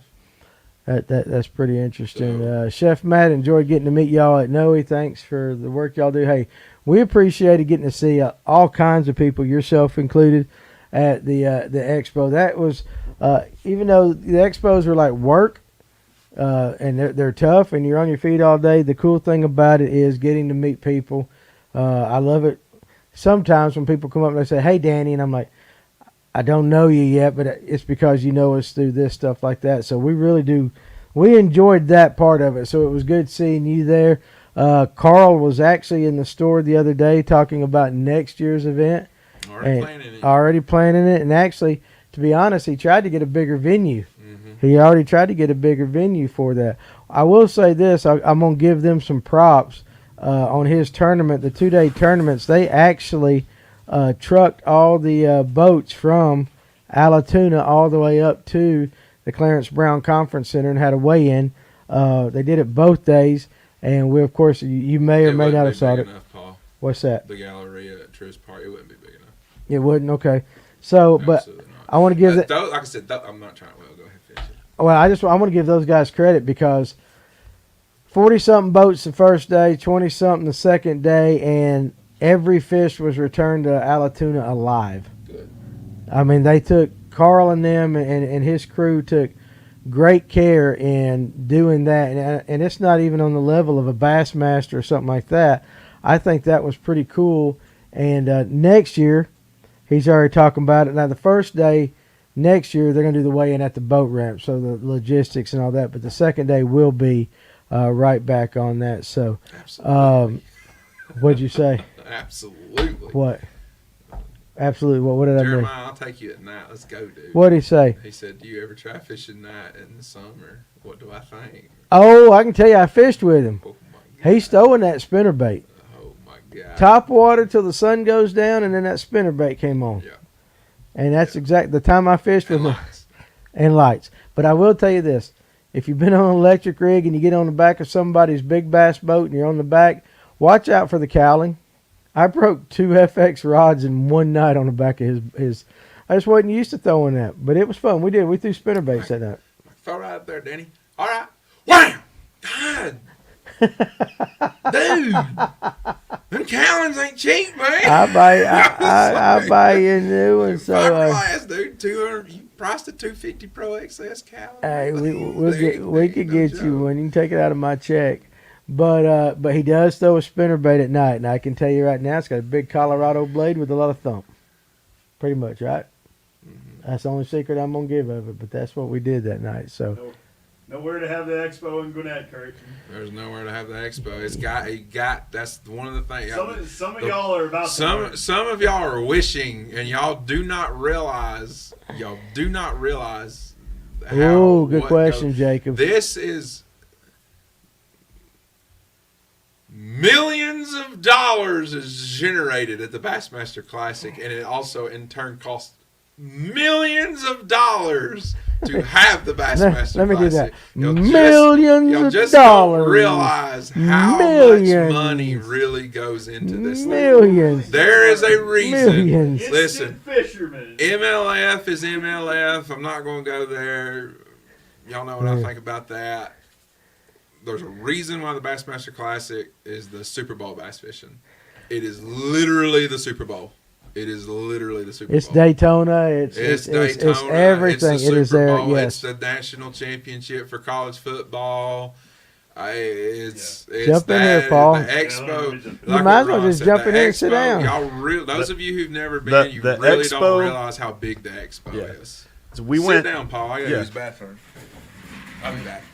Hey, bring me a Diet Coke. And yes, the city of Atlanta's not smart enough to host the Classic. Too many liberals. Too many liberals.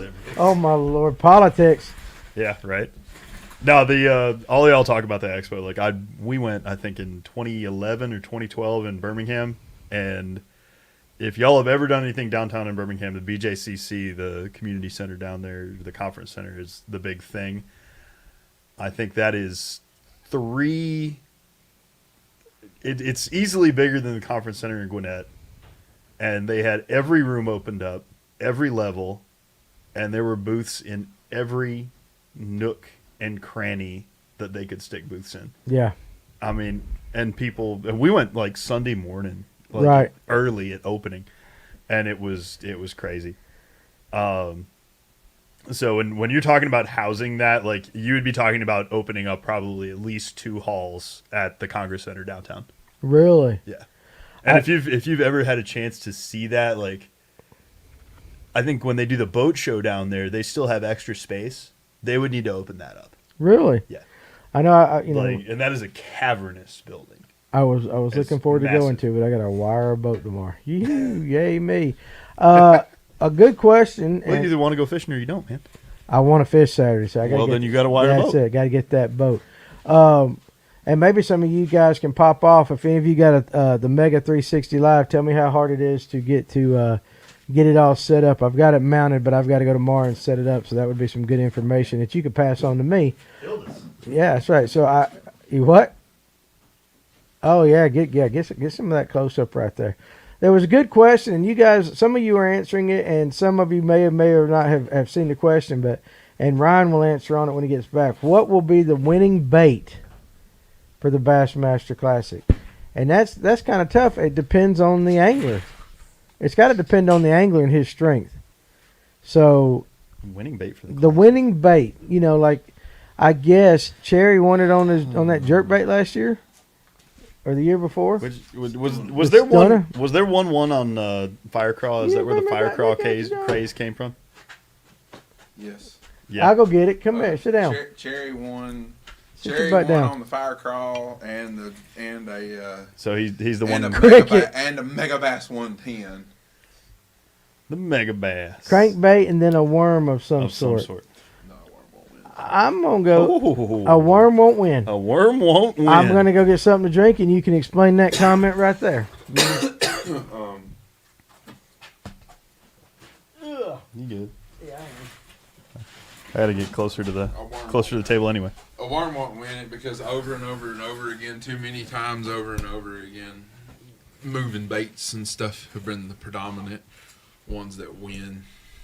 That's the whole reason why they changed it to March, where moving baits are just so much more predominant. Dude, after all our talks, I'd like to see it go old school. I'd like to see a spinnerbait win it.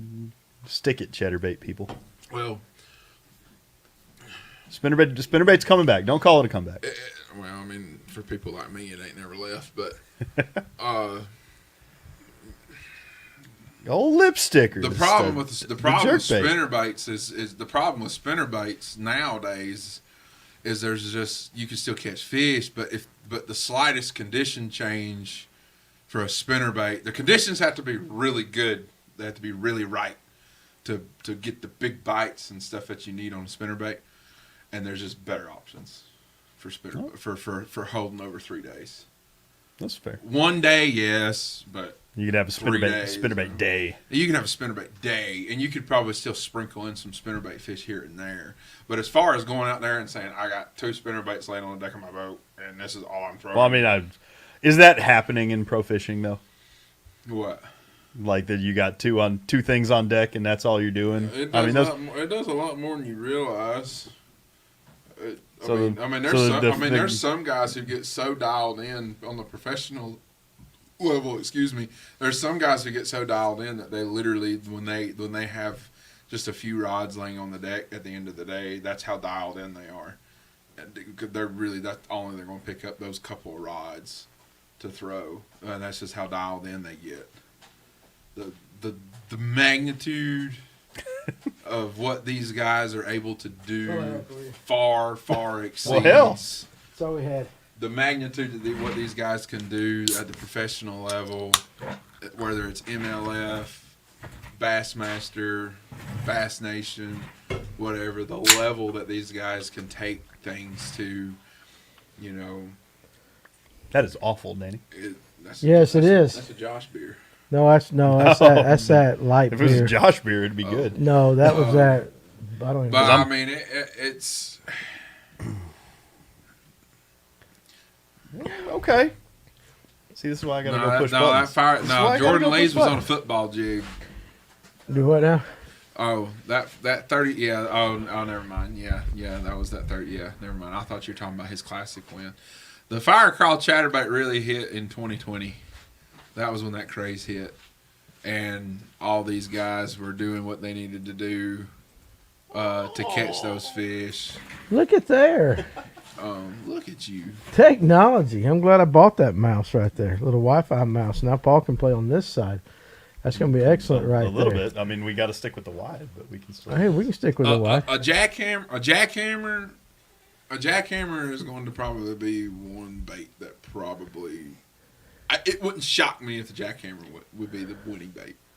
It wouldn't. Hey, when you say the jackhammer or the blade and jig in general? Yes. Bladed jig in Yeah, general. but it'd probably be a jackhammer. Probably a jackhammer. Yeah.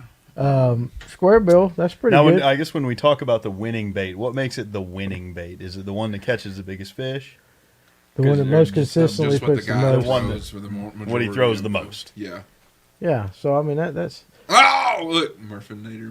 Murphy did. We said his name 3 times. We and said here he his is. name. Beetlejuice is in the house. Murphy, we've already had Good a to see you, Murph. great discussion on you. But here's and the ugly thing. here's the bottom line, and this is what I said earlier about the timing of the year now. All of you guys that are commenting, throwing out your baits, none of you are wrong, because that's the beauty of it now being towards the end of March, middle of March to the 1st of April now. The treasure trove of baits is just, I mean, I say a worm won't win, but that's just because just the worm it'll catch key fish, but it's not going to be like I don't personally think that's going to win I caught every one of mine on a wacky worm, or I caught every one on a shaky head, and that's how I won. How much of that do you think, and this is just kind of being devil's advocate, how much of that is marketing? So what you saying that they could have caught it on something, but they got to name their sponsors bait? Well, that obviously, but like a wacky worm is a lot of times these baits like the fire craw, the jackhammer, like that took the world by storm. Mm-hmm. They were fire craw, everything was I everywhere. took the hell out of the man's event when it come out. It was it was a phenomenon. I sold 250 of those baits in about 4 weeks. It was unreal. It was a phenomenon. If a guy comes up there on Sunday and he says it was a green pumpkin wacky worm, I mean, it doesn't really move the needle the same way that having a Pinkston, a bait to point at It's going to be one on whatever they selling. Well, I mean, it might be one on a True Grit jig if I can get it in somebody's hands. There you go. Hey man, listen, make it happen. Listen, they need some Lanier smoke up there. Listen, these guys are sponsored by who they're sponsored by, but they're sponsored by who they are. And yes, they throw their sponsored baits, but I can promise you this is without a shadow of a doubt. Every dang pro 10 years ago wasn't sponsored by Gary Yamamoto, but you bet your bottom dollar every pro had a pack of Senkos in their boat. They weren't not all of them were sponsored by Gary Yamamoto 10 years ago, but they had they had Senkos in their boat. It's just fact. I mean, I've had the ability to be able to talk to a couple professionals, and they're like, listen, Yes, I'm sponsored. Yes, all the sponsorship does is, they help pay my bills and they give me a lot of free everything that I ask for. But I'd be stupid to say, oh well, I'm not sponsored by Head, so I'm not going to have a super spook in my boat in the summertime. They don't play that game. They're going to put whatever they've got in their boat. They're going to put whatever it is. Yeah, I mean they're going to. I guess what I'm getting at is the tendency for the big events to be won with like something sexier than just a Texas rig worm. Yeah. Yeah. And yeah, what Cooper says is true. There was a bunch of them there a couple of years ago, just within the past couple of years, that were sponsored by Lowrance, and they had 3 Lowrance graphs on their boat. But then you watched them on the final days with cameras, and then they may have had 2 on the console and 2 up front, and there was a third one or something, or 1 up front, but there was a second one up there. And just a couple of years ago, it was Panoptics. I mean, they're not. That was one of the reasons why a couple of years, like 5 years ago, whenever it was when the Ultrex come out, guys were like not even like putting Motor Guide on their jerseys that were sponsored by Motor Guide, and they were buying Ultrexes because spotlock feature and stuff like that. The pros have to try to get every single advantage that they can because that's how high the level of playing field is. Compare it to steroids in baseball. To compare it like that, the steroids era in baseball. All these guys were juicing up and stuff, pitchers and catchers, or pitchers and hitters, to get as much of an advantage as they could. So spider tack. Yes. Here's a good question from Jacob. Do you think flipping flooded bushes can be a key player? What say you? If there's fish in the bushes, I'll go ahead and tell you who will find them. Matt Herron. He's probably one of the best flippers. Him and Bill Owen are probably 2 of the best flippers in bass on BASS right now. So we might have some breaking news here. We have some breaking news. We have some breaking news? We have some breaking news. What's the breaking news? LJ just now posted. All right, it is on. Well, Jeff Nell came back to Taco Thursday and was hungry, knocking down 16 tacos to take the crown. Wow. Yeah, Ryan, we'll have to bring him back. Jeff's son said, Joe said, go for it, Dad, and Jeff did. Oh, my God. Congrats on the championship night. Okay, we will go defend your title. We will go defend your title. Gird your loins. I find a conspiracy there because we were not there to see it, but that's just me. I really don't want to go Huh? through it again, but that's okay. We'll do that. We'll be back. We will be back. So This is for all of Fish North Georgia, man. You're our champion. you are, yeah, and I You're the like best Jeff. of us. I like Jeff Nail, but you can't lose to him. Are you losing to Jeff Nail or are you losing to LJ at this point? I think it's LJ. You think so? I want to read this to you. You need his belt in your shop. We do. That's what it is. Ryan Coleman posted this. I will give you young fishermen a little advice, and some of you older guys who work with sponsors. If you have a sponsor, especially one who has been very good to you, and you need to change or move on to a different sponsor, give that guy a call. Thank him, explain what you're doing. Don't just move on and never let your previous guy know what you were doing. Most people are very happy that you're moving on to bigger and better things. It's the right thing to do. When did he say that? 1 hour ago. Oh, status? It was just on the thing, so On what? it was just on. It's on Facebook. Oh, is it his status? Well, it's just on his page. It's Yeah, on. it's one of his status posts, I guess. Yeah. Is that it? Yeah. So my question is not what he said. It's sponsors, because we were talking about sponsors and using other people's baits. Mm-hmm. So what is the protocol if you're sponsored by somebody and somebody comes along? And I see some of the comments are like, some guys got the next shiny thing or something like that. But when you get into this professional stuff like that, Zaldane. Is that who you said? Okay, so what Justin said. Oh, Zalday. So, who went to Guggen, left greatness for a Yeah, joke. He left Megabass and went to Guggen. Okay, what's stuff like that? What's the proper protocol? I mean, as a sponsor, you have to realize that could happen at any given moment. Well, first of all, I'll go ahead and get myself out of the way. First of all, I will never be a professional fisherman, so I'll never have to tread in them waters. Not with that attitude. No, I doubt it. But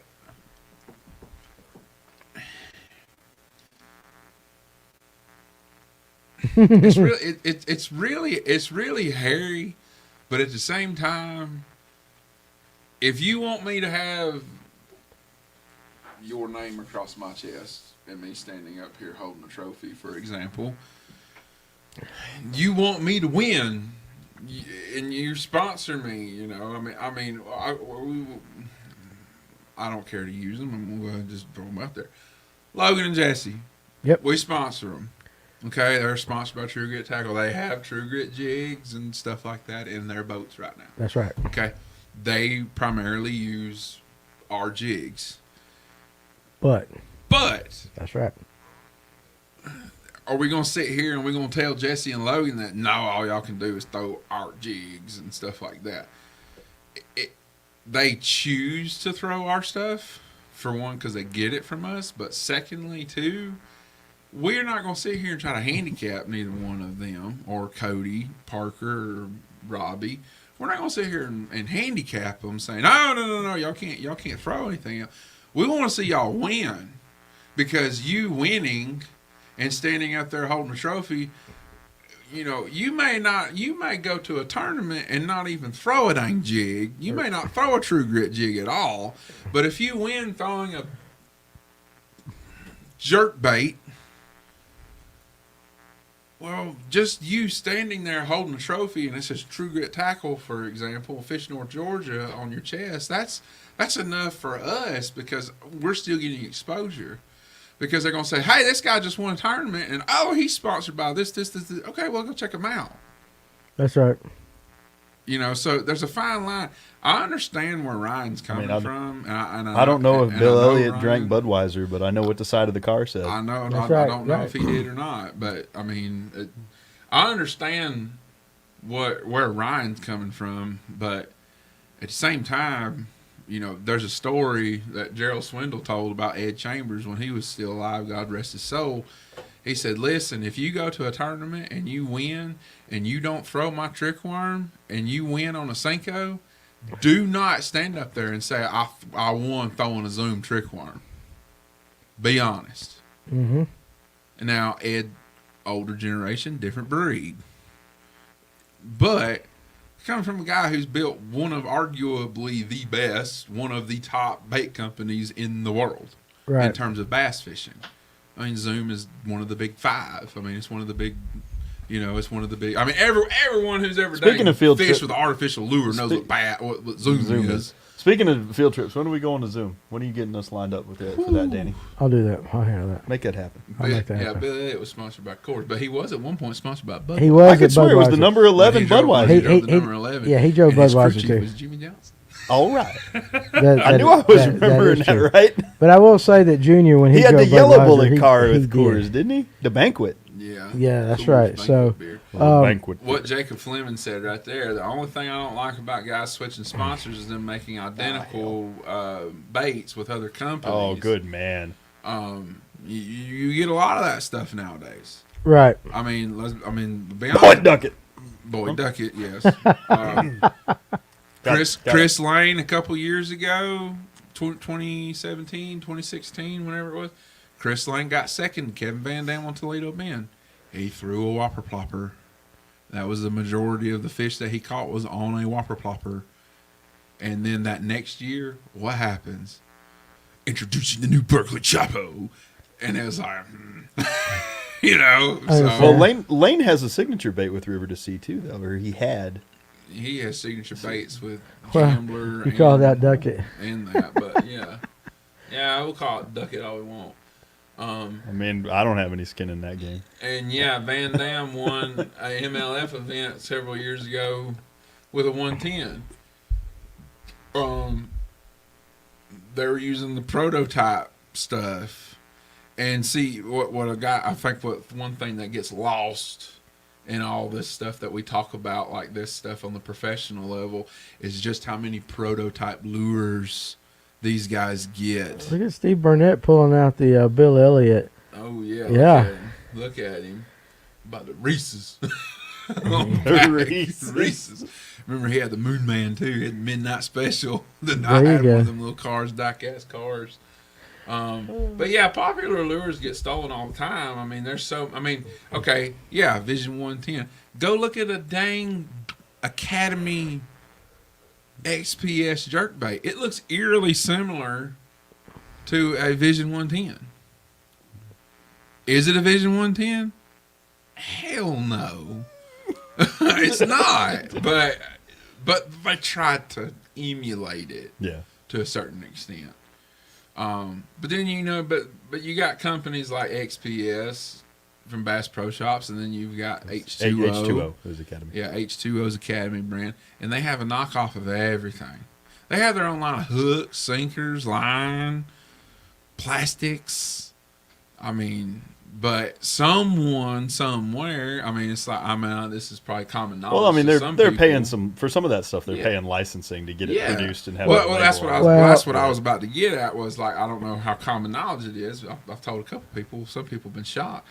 Bass Pro Shops XPS fluorocarbon. Do you know what it is? Cigar. It's Cigar and Vizex. It is exactly what Cigar and Vizex I know is. that for a while. I don't know if they've changed manufacturers. Bass Pro Shops hooks off the shelf. VMCs. VMCs. I heard this. I cannot. Now I won't vouch for the hardware on that lure off the shelf, but if you go to the hook aisle and Well, buy if you hooks, go buy a they're pack VMCs. if you go buy a pack of 4 offset shank worm hooks to throw a Texas rig worm on, that's a VMC hook. They're Yeah. VMCs. Now, VMC hook. I have heard this, but now I do not know this to be fact, and this is just stuff that I have heard. When a bait company goes to somebody like Bass Pro Shop or a big box store, they sign a contract saying they'll produce X amount of whatever Bass Pro Shop wants. But if they cannot keep up with production, in the contract Bass Pro Shop has a rider that says they can then produce the bait. Mm-hmm. So I've heard that. Now, I don't know that that's true. That's interesting. It is interesting, but this is what I heard. So let's just say if they wanted our jigs, of course, jigs are down, they wanted our jigs, but they would do this. This is just kind of what I heard. I don't know if it's true that they would order 1 million of them. Well, we can't make 1 million of them right now. Since we can't keep up with production, that rider kicks in, and we would have to give the design over to Bass Pro Shop, and they could therefore produce it. So that some of these products that they've got have been ascertained through that. Over-ordering it, making the smaller company not be able to keep up with production, and therefore in the contract, Bass Pro Shop gets the right to make it under their brand, to produce it. Now, I don't know that that's true. I don't know, so if Bass Pro Shop's watching, and don't sue me. I'm just telling you what I've heard people say. But Johnny Morris has bigger eggs to crack than us. oh yeah, I used us for an example. If you're watching, Johnny. If you're Good to see watching, you. good to see you, Johnny. Yeah, tell Tony Stewart I'd like to buy his house if you could just put the down payment on it for me. Did you see that thing? Mm-hmm. $30 million. Smoke food. Ooh, it's big. But my point being is that I have heard various other people say that is how they get those eerily similar designs under their brand without having to go through copyright and stuff like that. So that could be 100% totally false, but I could see that. I could see a situation where that would happen like that. So that sounds like something Johnny Morris would do. I don't know. And again, I was just throwing that out there, but a lot of people, you're right, though. You look at the baits, they're very similar to a lot of stuff. So that's something I heard. I don't know if that's true. If that is the case, it's pretty crappy business. I'll say another thing, too, about the pro staff. There was a lot of comments up there about pro staffs. And this is one thing that we try to do a little bit different, and maybe it's the wrong way to do it. most of these pro staff companies offer their pro staff guys a discount. All right, you pay that discount. You pay the discount. To get that discount, you got to do X, Y, and Z. I'm just a little bit different. I just feel like if I expect people to actually promote me and do that, I give them the product like that. I don't make any of our guys buy the jigs and stuff like that. Is that a losing strategy? I don't know, but I just, people were saying it is about getting your name out there. It is about getting people to notice you.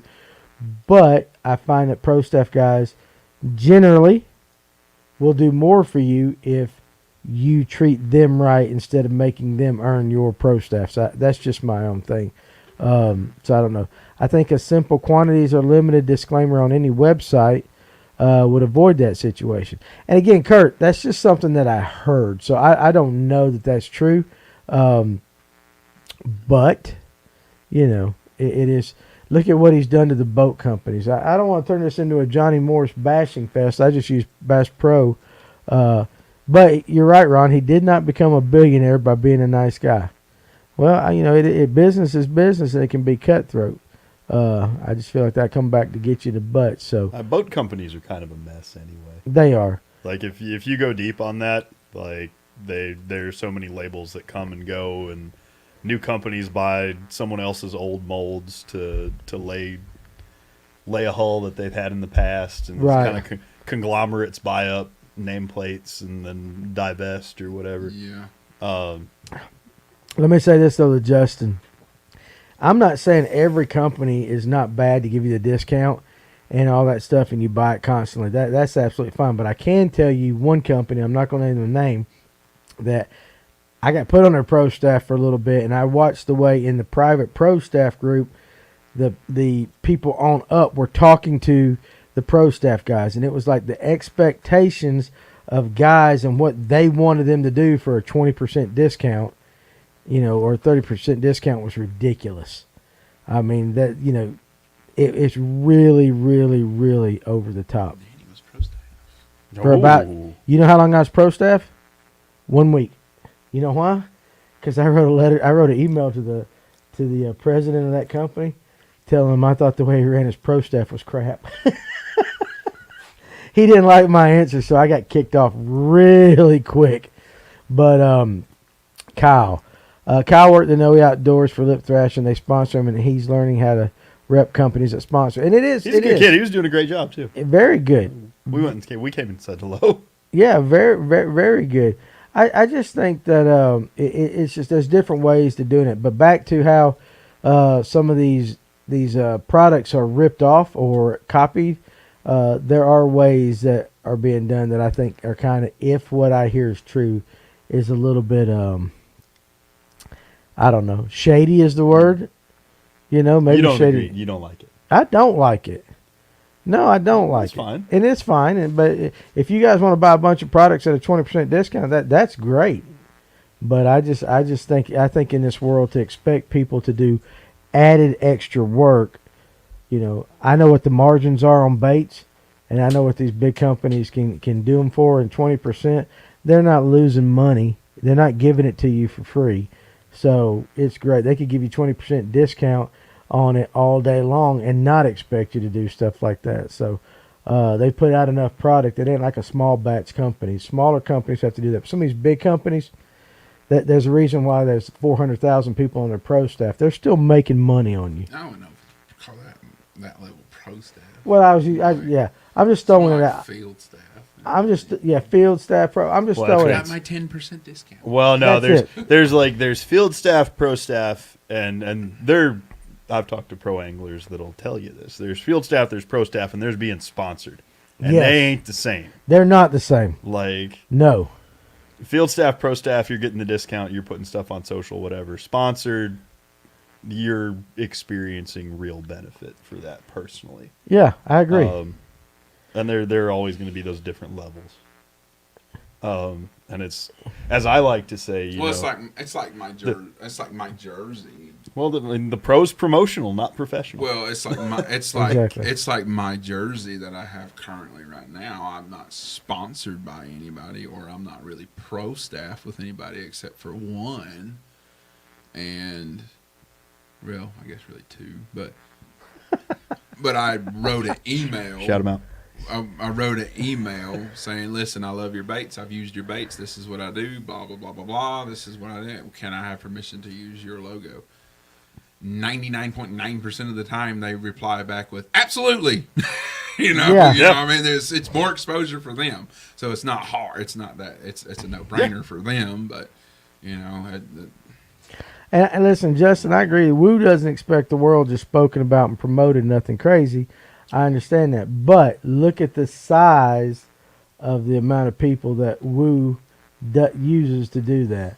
It's perfect example. Yeah. Titan Tungsten. Oh, yeah.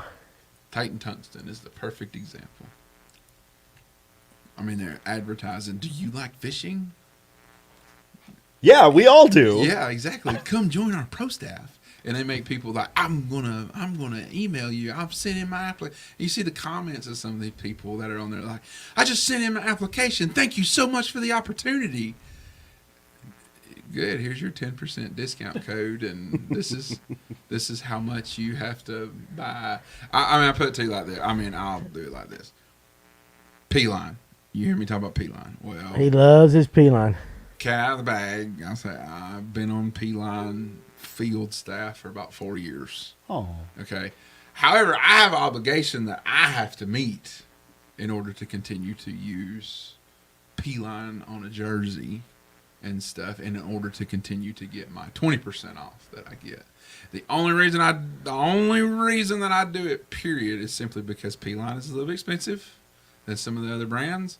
And yeah, it's nice to buy a 1,000-yard spool of P-line and get 20% off. It saves you a little bit of money, but there are certain obligations. Put it to you like this, and with it, to maintain 20% status, you have to buy through their online site at minimum $500 worth of line a year, and they keep up with it because you have to use your code when you enter in at checkout, and they know how much money you've spent.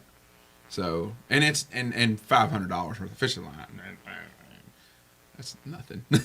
That's nothing for a year. It's a lot to me. It's a lot to me. It's a lot to me. It's not. Well, when you buy a 1,000-yard spool of P-line at a time, yeah. Yeah, I mean, that's over. That's nearly half of my thing.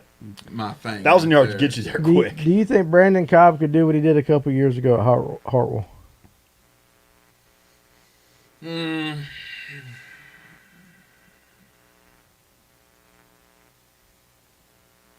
What did he do a couple of years ago at Hartwell? Well, okay. That's a little bit different scenario, though. That tournament, there were a lot more. It's like what I talked about earlier. There was a lot more fish on the bed than probably was going to be on the bed. There were more females on the bed. So I'm not. Listen, I know everybody keeps throwing Brandon Cobb's name out and stuff, and it's his home lake by shore, but I mean, if he can stay level-headed the whole time and not ruin memories. I've caught him here before. I caught him here doing this and this and this and this and this and this doing here.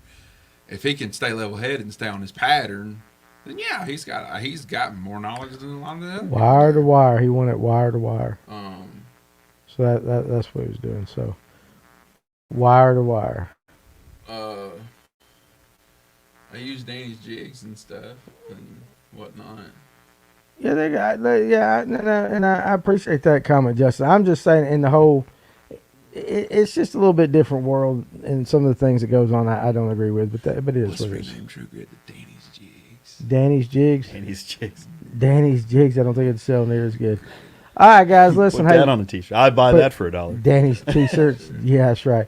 All right, guys, so we're about 2 hours in. I know it's been a long week. I know Ryan's got to go home and get rested up so he can make that trip up to Greenville. I know Farmer's going with him and all that. Guys, listen, if you're going up to the Classic tomorrow, Ryan and the guys will be there. Make sure you look them up. I know a lot of other people are going there. I know Tracy Coker, some other local stuff that we know are going up there. You going to give us some social while you're there, Ryan?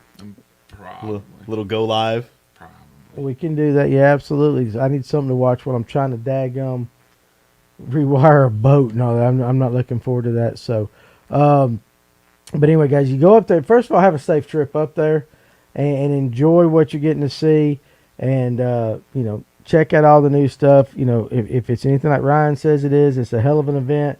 And then you guys that are playing the Fish North Georgia Bass Fantasy thing, huh? I guess I should go do my job. What job? Good night, y'all. Oh yeah, there you go. We're gonna have trouble. You- Actually, I guess I could get it from right here. You could get it from right here. Look at I got all that. these capabilities now. That's right. We didn't realize that. We're learning stuff Well. like that.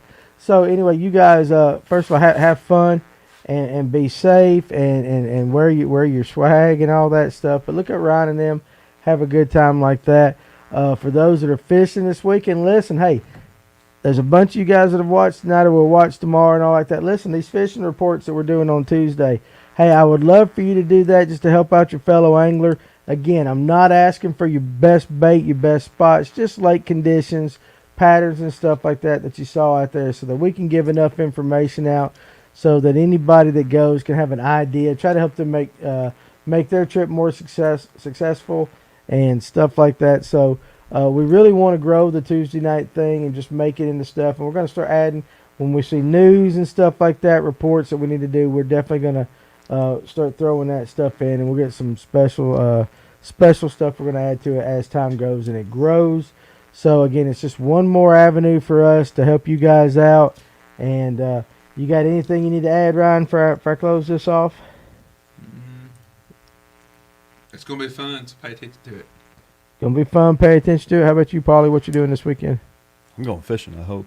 You going fishing? All right, me too. So On Sunday.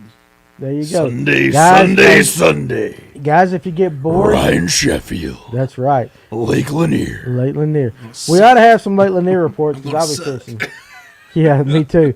But guys, if you ain't doing nothing about 3:30 and you're in the Mary Alice Park area, come on out and see us and watch the weigh-in for Electric Bass Opens. And again, hey, a lot of good anglers are fishing in this thing. I guarantee you somebody bringing a 20-pound bag or something like that there. And Oh, dude, there's some giants moving around in that creek right Yeah, now. so- Someone is gonna sack up. I hope it's me. Anyway, but you guys, listen, you guys be safe. Keep Jeff Reese's wife and Jeff himself in your thoughts and your prayers.